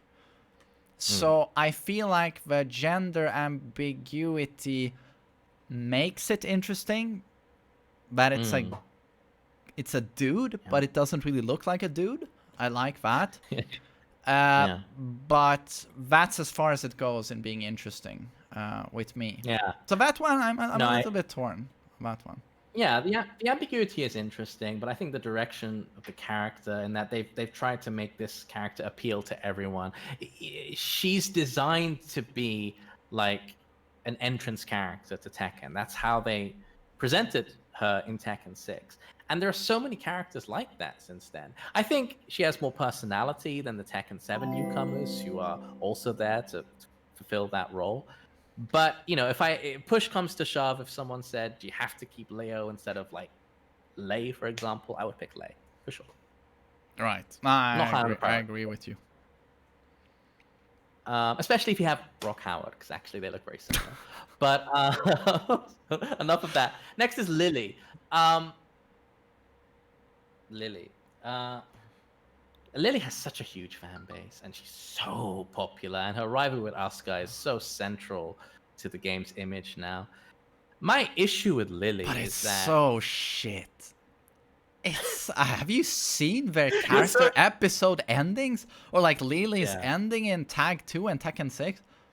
They're literally chasing each other, like, I'm gonna pull your hair. Oh no, poo poo poo poo, oh le fist, poo poo. That's their endings. I wouldn't mind if that whole thing left, to be honest with you. So I still think they should replace Asuka with Jun. The thing with Lily, my issue is I actually think her design is pretty cool, like aesthetic, but mechanically she never made sense to me because her moves say lockdown. She has a lot of plus on block mids, like down forward 3, forward 4, but her other major strength is movement, evasion. But these two strengths don't complement each other at all. Right. I always thought she was kind of a hodgepodge character, and it's like, yeah, we want someone who can flip around and stuff. I like the idea of a dancer character, but I think Eddie is cooler in that respect. And I mean, you can't get rid of Lily. She's so iconic and so popular, but I'm not a huge fan, to be honest. Mainly because mechanically, I just don't feel she's very well thought out. Right. She was unique upon release in Tekken 5 DR. She was the first of a flip, heavy crushing, risk it all to steal a turn, Matterhorn. She was the first character to introduce like the real boonga in Tekken, but not so effective in DR when the movement was so strong. But I know she has a huge fan base, but I really dislike Lily. She's such a dumb design. Oh, I'm drinking tea. Oh, Sebastian, I'm so rich. It's like, I don't know. It's just so shit. It's like the worst anime you've ever seen, and it's in Tekken. I hate it. It's a joke. Every time I see it, it's just like, what is this fucking joke? Yeah, I mean, I'm not a huge fan either, but I think if they did bring it back, like, tap into her roots a bit more. I'd love her to be like a Parisian street dancer or something. Like, make her break dance a bit, but then she's basically just Lucky Chloe. I don't know, maybe if you fused Chloe and Lily in some ways, there's an interesting character in there somewhere. Like a street dancer type of character. I don't know. But again, like mechanically, I just don't find her very interesting. If she did come back, I'd like her to see, similar to Leroy, like a rethink of her move list. But then again, her move list is fairly established at this point, and that's why Lily players like her. But even Lily players don't like her. They're always complaining about their character. Lily is so shit. That's probably a character though where I would be like respectful of a community vote, and they vote when they pick characters, and she has really good usage rate, I think. So I would see it as a priority to add her because of that, and that's no matter how much I dislike her. I feel like the community, there's a lot of support for the character. Yeah, I agree, and I don't see her going. But you know, if it was up to me, I would probably axe her. But it's never gonna happen. Next is Lucky Chloe. Like I don't like this character, but that's the point of the character. She's supposed to be annoying. And like I think the question is when. Yeah. Yeah, I mean, the question is, when do you draw the line on Tekken's sense of humor? You know, it can't just all be angry, shirtless men punching each other. But again, the problem with Chloe is that it's similar to Lily, actually, in that I just don't think her moveset is very interesting. They introduced her as being this kind of like, oh, we're taking elements of rhythm games and incorporating it into this character. No, it's like basically during her rage art, you tap a few buttons in the right timing, and that's about the extent of her rhythm action gameplay. The rest of it is just a fairly uninspired down forward ones, kind of like a neutered down Xiaoyu in terms of evasion with the roll. Yeah. I just don't find it very interesting. I'm sorry, her gameplay is kind of boring. I think if someone asked me, like, what's the worst Tekken character of all time, I'd probably say Lucky Chloe. I feel like, yeah, it's a watered-down, shit-designed Xiaoyu. Why should I have Lucky Chloe when I have Xiaoyu? It's like, no, it's complete shit, Lucky Chloe, to me. The only way I would think of keeping her is if they actually did something meaningful with the rhythm concept that she was originally supposed to fulfill. Like if you could press buttons dynamically to the song that's playing in the background. I think that's too much of a technical hurdle. It's impossible, basically. But yeah, I'm not a huge fan of the design of the character, and also mechanically, I think she's very boring. So yeah, I can only agree. It's like next is Law. Yeah, of course he has to stay, but I would rather they bring back Forest Law. To be honest with you, I think Marshall's had his stint, and you know what? I'd rather with Law, and this is purely an aesthetic thing, but I really don't like it when Bruce Lee characters just look like Bruce Lee, you know. I like it when they add a bit of a twist to it. Like I don't know if you ever seen an anime called Cowboy Bebop, but like the main character, Spike, he does Jeet Kune Do like Bruce Lee, of course. But I was thinking just give his character his own identity. Just don't make him Bruce Lee. Make him look a bit different. Give him like Spike's shaggy hair or something. Have him embrace Bruce Lee's really cool 60s kind of fashion sense. Like I just don't like the fact that he's just basically Bruce Lee. You know? Right. I can see what you're saying.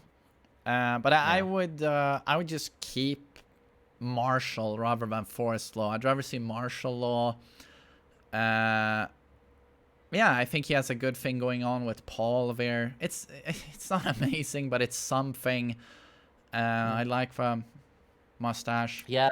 I like his gameplay is interesting. But again, a character that's so different, playing a beginner intermediate Law compared to a high level Law. It's like two different characters. But I like Law. I don't play him myself. He's a Bruce Lee knockoff, so he's uninteresting to me. But the gameplay is interesting. I kind of agree with you there in a sense that if he wasn't a Bruce Lee knockoff, I'd probably be more interesting, just because the gameplay would attract me. Yeah, and I think he's a cool character. I'm not a huge fan of him turning into like a really kind of whiff punish focused character with his 3+4 in Tekken 7. I preferred him when he was more focused on close range pressure. Right. That's a personal preference. I find him less mechanically interesting in Tekken 7, but just aesthetically, I prefer Bruce Lee characters who take their own spin on it, like Maxi from Soul Calibur or Spike from Cowboy Bebop. Like, just add a bit of uniqueness or individuality. Like, have elements of Bruce Lee, but just not literally just Bruce Lee, you know? But dude, we have Suiken watching. yeah. Big congrats, dude, on your big boss win there versus Speed Kicks. Beautiful late play, amazing performance, man. Yeah, So cool. that was beautiful. Yeah. Definitely the highlight for me of the online challenger there. For sure. Like, yeah, kudos, man. That was so cool. But yeah, let's just carry on with this list because I think we're about 70% of the way through. So next is, the end is in sight. The end is in sight. Master Raven. Yeah, I really like Master Raven. I always thought she was a cooler design than Vanilla Raven, who was basically just basically a Wesley Snipes knockoff from Blade. I thought Master Raven, again, that's the same kind of thing I'm suggesting. Like Law should have his own identity as opposed to just being Bruce Lee. But yeah, I like Master Raven. I like her move list. I like her aesthetic design. Yeah, she stays. I kind of liked Raven, although I never played him. I kind of liked the Wesley Snipes thing. Then changing to Master Raven, I think she's pretty cool. Yeah, I think she can stay. I mean, the gameplay is pretty obnoxious, but it is very unique. It's an interesting character. That much you have to say. Yeah, for sure. Chat, is my voice echoing? Is that better? Okay. All right. Next is Miguel. I think this character is super cool in terms of aesthetic design, but mechanically he was never that interesting. He's like down forward 1 the character, right? Down forward 1-1. Oh, the duckable high. Down forward 1-2. It's a -13 mid extension. I want to keep Miguel, but I think they need to do something a bit more interesting, and I think they need to make Savage a bit scarier and more integral to the character, a more important part of him. I didn't like how they've been progressively watering down Savage stance with every iteration. Right. He should feel scary up close, you know? Yeah. No, I just find him uninteresting. It's like, it's cool that in his animations, it really reflects the brawler, Street Fighter. I like that, but there's just something about him where everything feels 7 out of 10. Every single aspect about him, where there's nothing to really, you know, catch my eye and attention about the character. I try to give him a shot like once per year, but it's just, he never catches on. And I think a lot of people have the same experience with him because, just no one uses him. It's like Shaheen. It's just everything is so bland. Yeah. Like, I love the idea of like a brawler character who has no real fighting stance and he fights from instinct. But I think it would be cool if they brought more elements of Savate and maybe even some bullfighting into his fighting style, and really just try to make him more unique. Because I do like his character design, and the whole point of whittling down the roster is to give each character a bit more love and care. And I think Miguel should stay, but give him another look, like another Leroy situation, basically. I mean, I definitely like to see that, a reworked Miguel design and gameplay. It's a bit like Claudio, where there is potential there, but as it is currently, it's just not impressive. Yeah. No, I agree. He's a bit, okay, next, Negan, and partially due to licensing issues, partially because I don't think he's mechanically a very interesting character. I just don't think he's going to come back or should come back. Oh, I mean, he's not. I don't think he's gonna come back either way, being the guest character he is. But I love Jeffrey Dean Morgan. I appreciate he did the voice recordings himself. I like that there's a lot of lore behind the character due to it coming from The Walking Dead, which is an all-right series up until season 6, I would say. Really like that, and he oozes charisma. They did a good job animating him. There are some interesting things going on with the character, especially intimidation stance, unbreakable throw, very fast backlash with 1+2 there, and just some very interesting tools. The range he has with the bat is obviously just another one of these Tekken 7 infinite range and easy mode space control rather than relying on movement. Look, you hit the entire stage with your swings. So I kind of appreciate what we're doing there, like uber beginner character, trying to give him some interesting stuff like launching power crush, stuff like that. So I'm kind of like Negan. Wouldn't cry if he stayed. I'd prefer him as an easy mode character compared to Claudio and Katarina, who just to me are just rubbish. I'd prefer Negan. Yeah. Any day. Yeah, and I hear you there. I think something about that became really apparent when Negan came out is of course, you have Jeffrey Dean Morgan's face was modeled into the game, and it really showed the gulf in facial animation quality between something like Mortal Kombat 11 and it's Tekken night 7. and day. It's so uncanny valley. Yeah, looks horrible. Especially as soon as you have like there's this Akito, thanks for the donation, buddy. There's this wind pose where he walks with the bat on his shoulder, and he gets really close to the camera, and it's like, oh yeah. Horrible. Yeah. Horrible. Yeah. No, you're right. There are some cool elements of his design though, and I don't think he has to go or anything. I mean, but if I was pressed to keep it to 30, again, I don't really see him coming back probably. But if he was, sure, why not? I can see that, but I'm a soft spot for that character. Yeah, I'm not a huge Walking Dead fan either, so that's probably a factor. But you can't dislike Jeffrey Dean Morgan. Come on. No, I think he's awesome. He oozes charisma. Absolutely. Yeah, no. But yeah, again, if he was back, sure, cool. Either way. Next we talked Nina. We talked a bunch about Nina, and I'm already, starting to receive death threats and hate mail from Nina fans. So, yeah. Always moving lovely. On. Yeah, always a pleasure. Noctis is next. I think there are cool things about this character. I mean, there's an analogy you often bring up that he's similar to something in StarCraft. He's analogous. Yeah. More so in season 2, but still has that. Yeah. I don't see him ever coming back because Final Fantasy 15 was a complete failure, with fan reception. But I think it's cool how he is a fundamentals-based character, and he makes certain elements of playing fundamentally easy due to his range. Of course, when he first came out, the whole down back 1+2, down back 2 thing was ridiculous. But as he is now, I think he's a pretty decent addition to the roster, actually. But I don't see him coming back. I don't see it happening. Not popular, not liked, not respected, all that kind of stuff.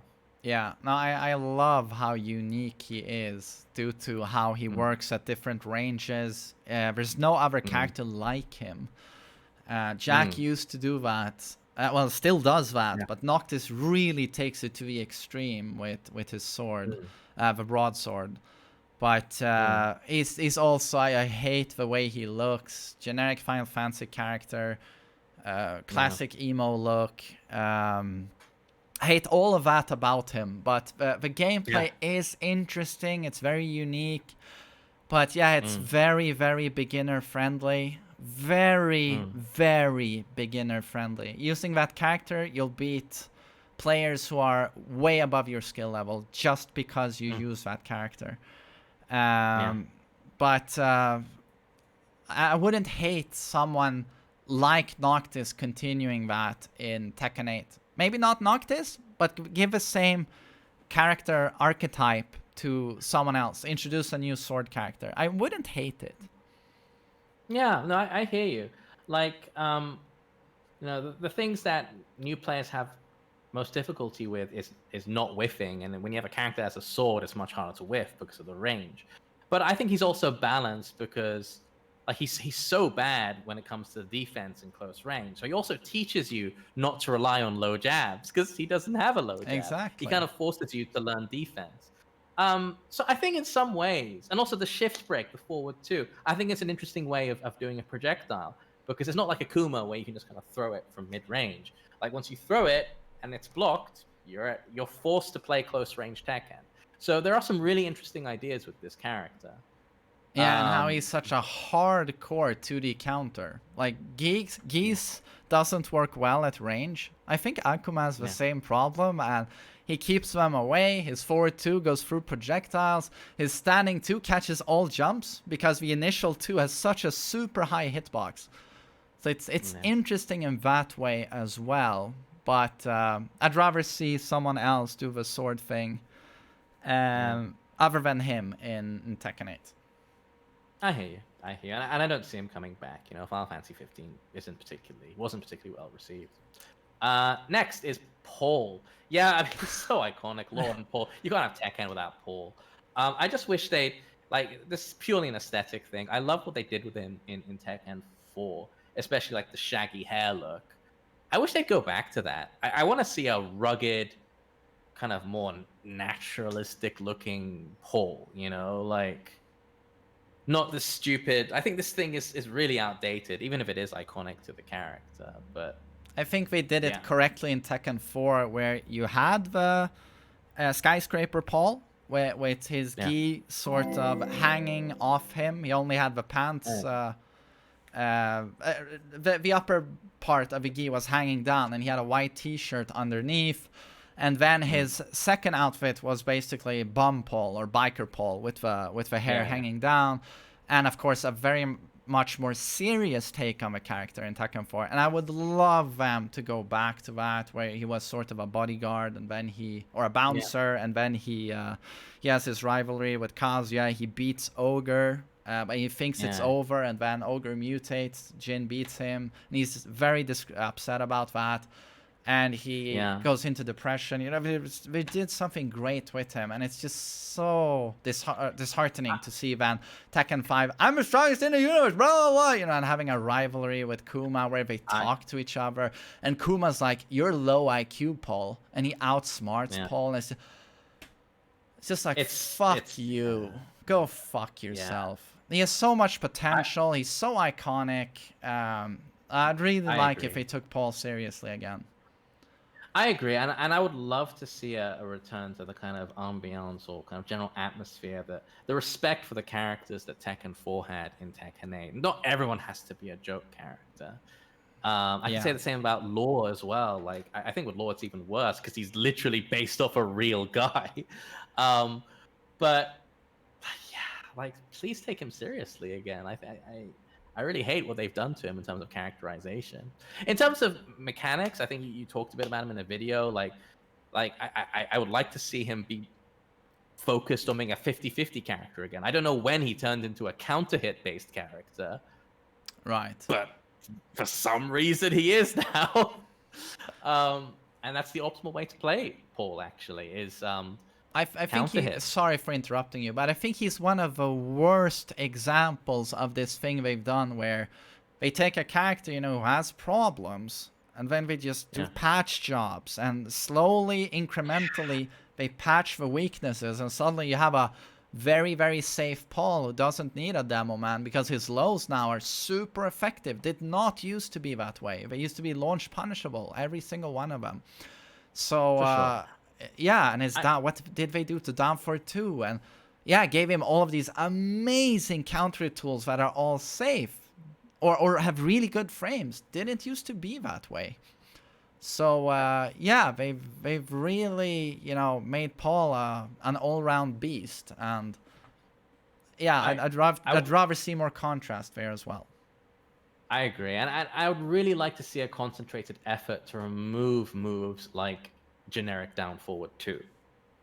Like this character, it's one in every character who has one. It's one of their top 5 moves, without question.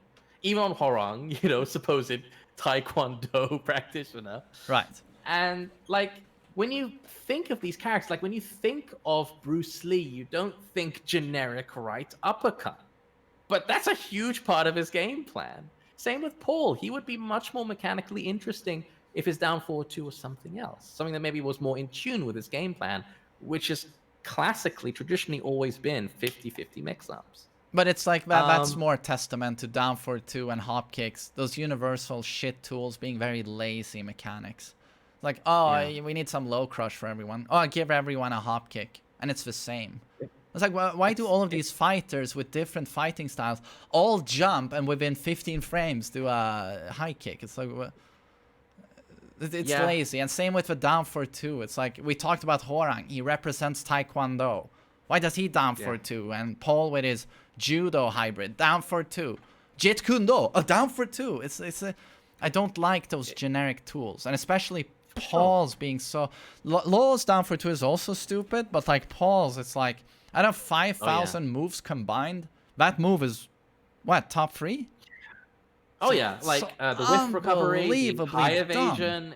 It's silly, and yeah, as you said, it's a lazy way of balancing the game, but it's also sort of inevitable when you have 50 characters. You know, the more characters you add to a game, the harder it is to balance, and with each new character you add, it becomes exponentially harder. Which is, I Yeah. think, one of the reasons why Leroy and Fahkumram was so out of touch with balancing. Like, it escalates with every character. But the character and designs are so lazy now. And yeah, most of the Tekken 7 newcomers are testament to that with crushing hop kicks. You know, generic shit just to cover multiple options. And then you have like Leroy and Fahkumram, and they're like, oh, they need the archetypes. They need Hell Sweep, Orbital, down for the one strings. Everyone is supposed to have this shit now for some reason. Strong punish. Everyone should have 10, 12, 15. Even, you know, in their while standing punishment, they both have 11, 13, 15.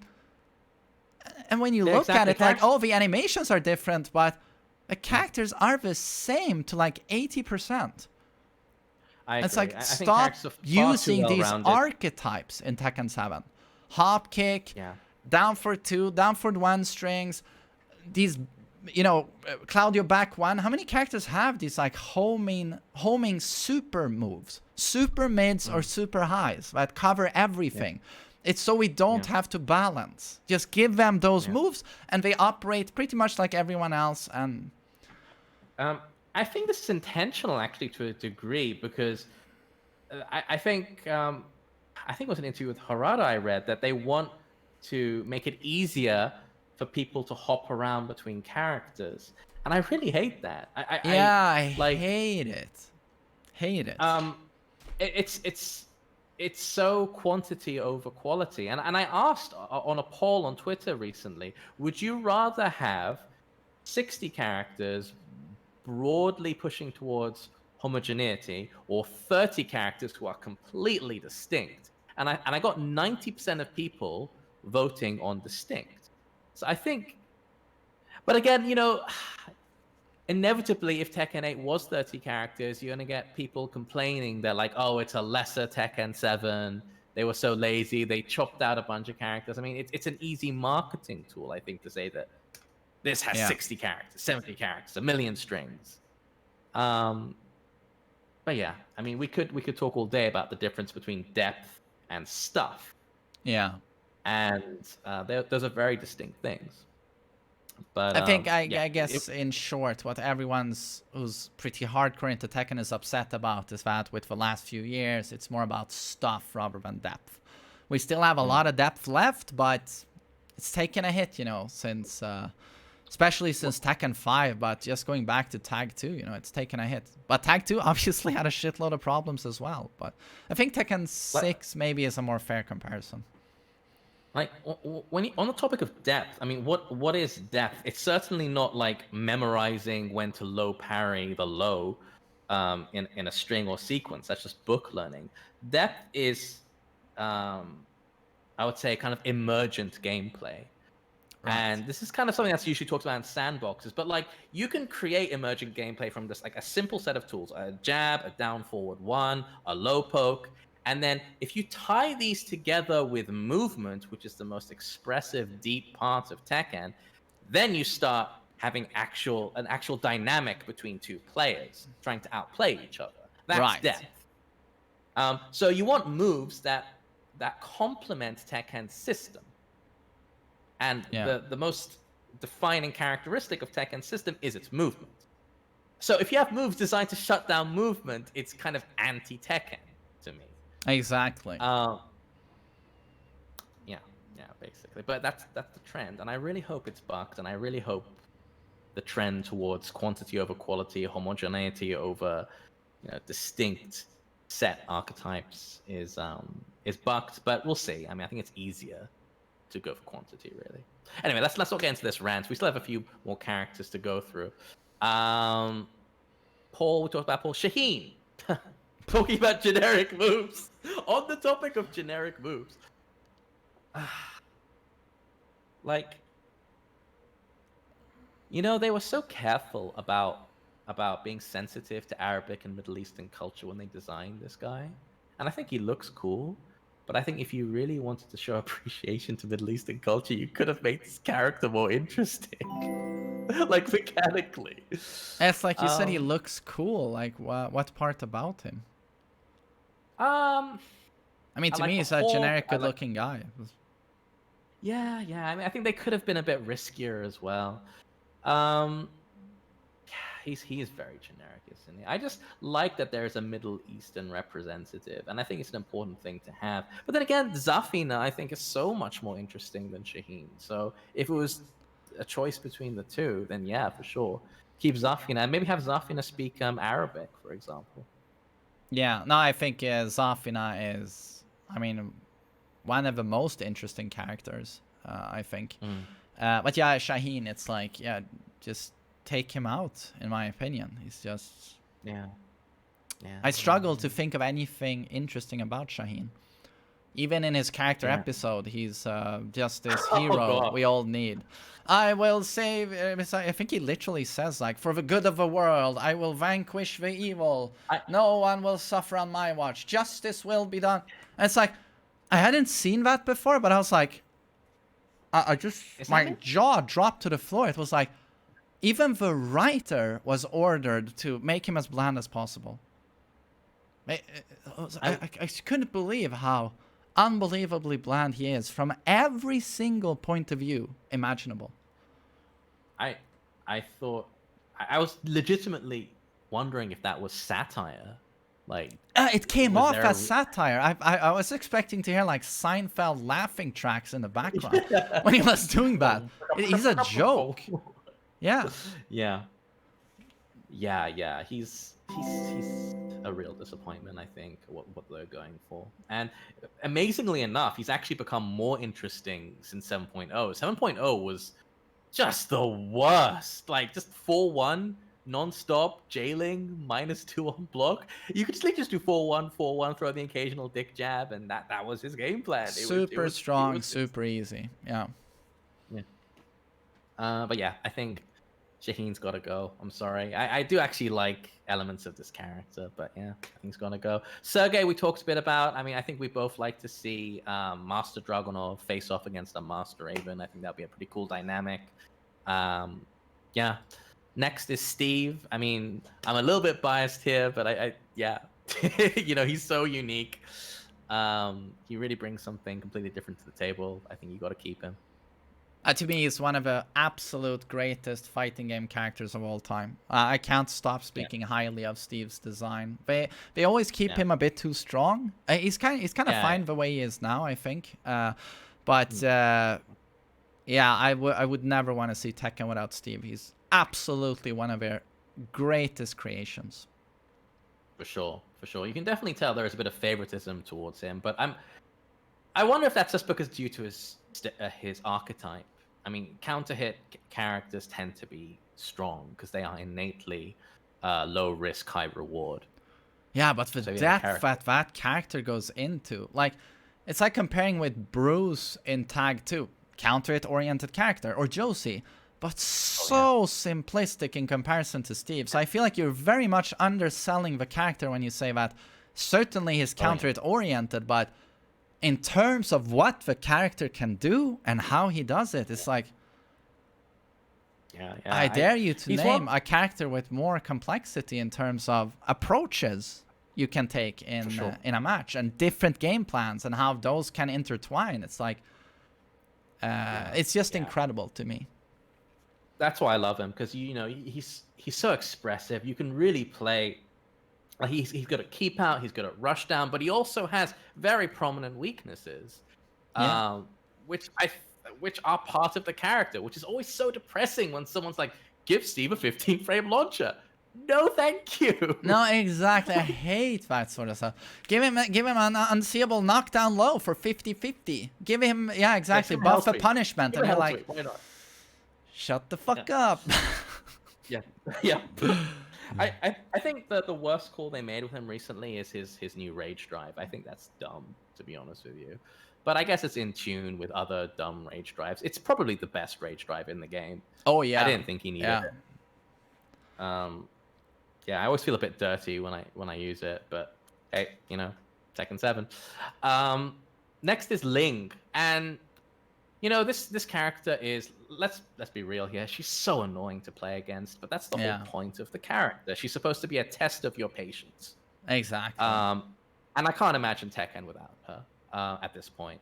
What I would like to see is for her to grow up, like mature a bit. She's been like 17 for the past 2 decades. Yeah, exactly. Forever young. I really like Xiaoyu. I think her gameplay is completely unique. It's very interesting. I hate fighting against her. Every time I see her in the loading screen and ranked, I'm like, oh god, I hate it. Yeah. But does she bring something to the table? Yeah, incredibly unique. Sure. And she's a good example of, everyone thinks I hate these cutesy characters like Alisa, Lily, that sort of stuff. But I think like Ling is an example of when it's well done. She does the cutesy thing, but she sort of pulls it off because it's not too over the top. It also feeds her into her gameplay as well. She's trying to annoy you. Like her taunt as well. She kind of blows her nose at you. So I always find it cool when a character's personality and their animations and their gameplay all kind of intertwine. So in that respect, she's a success. Yeah, I mean, when you compare it to Lucky Chloe, it's just so obvious how strong of a design Xiaoyu is. For sure. Though I would like to see her just age a little bit, like instead of just being a constant teenager, like maybe a woman in her mid-20s or something. I don't know, something like that. Just give her a bit of refinement. But then that would probably take away from the fact that she's supposed to be hyper annoying. So, right. I think you could say that about a lot of characters now. Like a Hwoarang, forever the rebellious teenager, basically, and Jin. I would love to see Tekken 8 have a little time skip to it, like have these characters age a bit, like from Tekken 2 to Tekken 3. I think it'd be so cool if Kazuya had like this streak of silver white hair, and when he wave dashes it looks like lightning or something. No, I just think it'll be such a cool. He's cool a new approach, Heihachi. They could introduce, a kid to Jin or something. I mean, there's so much interesting stuff you could do, but I know they're so afraid to do that. Such a risk. I know Soul Calibur did that, and that I don't think that was well received. That was Soul Calibur 5, right? Yeah, they got there was a time skip, and they got rid of like Sofiti, and they replaced her with his son. What was his name? Patroklos, and his sister. I can't remember, but yeah, that wasn't well received. And they also did what we're suggesting now, is they whittled down the movesets. But what they did in that is they simplified the movesets and they removed depth, which is actually not what I'm asking for. I'm asking for more focused movesets that serve a certain character archetype. There's a difference there between focus and simplification. But yeah, we're almost at the end. Oh my god. Only 2 more characters. Yoshimitsu. Oh my god, no brainer. Gotta go, of course. Yeah, of course.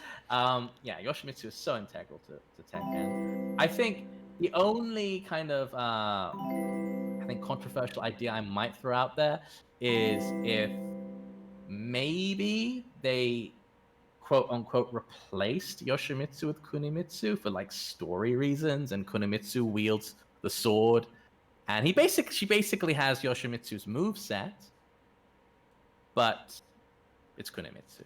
But I think that'll be terribly received. Yeah, no, I wouldn't want to see that. Like Yoshimitsu is just way too iconic. He's literally that one character no one plays, but has to be there more so than Kuma or you know, Lei, obviously. Any Jack, you know, any of those. It's like Yoshi is the one who is, in a way, is the essence of Tekken. Yeah. The 3 characters that have been every single Tekken game, correct me if I'm wrong, or 4, are Nina, Paul, Yoshimitsu, Kuma, and not even Kuma, because if going by story reasons, it's Kuma the first and Kuma the second in Tekken 3. So the 3 characters that have always been the same are Nina, Paul, and Yoshimitsu. Right. So, yeah. But yeah, Yoshimitsu's got to say. And also, he's just a really cool character. He's so expressive, like Lei, like Ling. He's so Tekken, and you can't, you know, it wouldn't be Tekken without him. Yeah. And finally, Safina, and I think we both agree when we talked about Shaheen, that if there has to be a Middle Eastern representative, I think, and if it's between them, it's the no-brainer choice is Safina. She's much more interesting. Yeah, I'm happy they actually did something interesting with her. Notoriously low tier, notoriously underused in Tekken 6, Tag 2. Our first game was Tekken 6. So her coming back in Season 3 was obviously not a priority, considering how late that is. But man, did they do a good job. I love her redesign. Much better than the Golden Stripper outfit, in my opinion. Oh, yeah. And love Looks her really animations. Cool. Yeah, and she's very unique. It's about as unique as it gets. And I love the fact that they gave her crazy movement. That actually fits her quite a bit, considering how much risk she takes with a lot of her strings and shit. So she can be played extremely fundamentally. You can go unga bunga for life. I find her to be very interesting. I really like her. Yeah, you know, I think when it comes to characters like, you know, Lei, Yoshimitsu, Ling, Safina, like these stance-based characters are hard to play, and they don't get played very often, but you gotta keep them because they just add so much depth and texture. And yeah, always kudos to the development team for tackling characters like that. They're super hard to make. They obviously cost a lot of money. Yeah, definitely. But she's I wouldn't cry if she was in Tekken 8. Really like her. Yeah. But I think she still doesn't have too many picks. No, she's doing terribly, her and Ganryu, but you know, she came back late for a reason, I guess. Yeah. I mean, look, I like the fact that they buffed her fundamental tools as well, because she's a cool character, and it's good to see her actually in tournaments now. So, yeah. Right. Yeah. But god damn it, I'm completely out of voice. But we made it to what, 2 hours and 12 minutes. But honestly, I thought it was a worthwhile talk. That was pretty good, even though it lasted forever. It's like I felt that's honestly as fast as I can debate all of those characters. Something has to be said. It's like. Yeah. It's a good talk, man. Like I'm kind of out of it right now. My voice is dry. My throat is sore. Dry, but, but we had 1,000 viewers for quite a long time there. We still have 1,000 viewers. That's pretty cool for we're not even playing a game here. We're just discussing a game. That's pretty cool. Yeah. And again, if we axed your character, it's nothing personal, and if we did, it's generally because we thought they were mechanically not very interesting or not very diverse or didn't really add that much to the roster. Yeah, exactly. It was we're just throwing out our opinions here. It's nothing personal onto people who play certain characters. It's just how we perceive characters, and as you saw, I don't agree with Arya quite a few times. He doesn't agree with me, but it's a gentleman's disagreement. It's like people sometimes maybe are a little bit too clingy onto their characters. And when I gave a middle finger to Nina players, again, it's in jest, it's a joke. You guys are a little bit over the top sometimes. I've never seen anything like it when I've discussed characters. But just know that it's just nothing personal. It's not about you. It's just we're just discussing Tekken characters. I'm looking forward to the hate mail and the decapitated horse's head on my bed. You know, So you better get ready. You better get ready. No, but it's nice to hear your thoughts on everything. You've done so many podcasts, but it's really nice to do one-on-one to really get into the nitty-gritty, you know, on your takes on things. Because Wave Dash podcast, as great as it is, I feel like it's hard to really dissect characters and topics. So one-on-one really brings out a completely different pacing and interaction, I think. It's a good balance, I feel. No, I agree, and it's hard to find like a talking partner who you can really gel with like that. So, you know, as always, a pleasure, main man. It's always great chatting with you. I always really enjoy it. Hey, cheers, man. It really is my pleasure. I'm so grateful that you take the time to come here. And yeah, I enjoy these talks like nothing else. And for those of you who like these talks, I'm going to try and get Arya like every single week to come and talk about something. And it's so much is going to happen with Tekken, I think, the coming month. Season 4 and maybe online challenges will show us some stuff about maybe new meta will form with the balance changes. But, so yeah, I certainly hope you guys can see much more of Arya, unless he makes himself terribly unavailable for some reason, but I don't think so. I'll try to, keep a day free. But yeah, as always, pleasure, man. Thanks so much. Always good to be here. Good times, and catch you next time. Take care, buddy. Thank you so much. See ya. Bye-bye.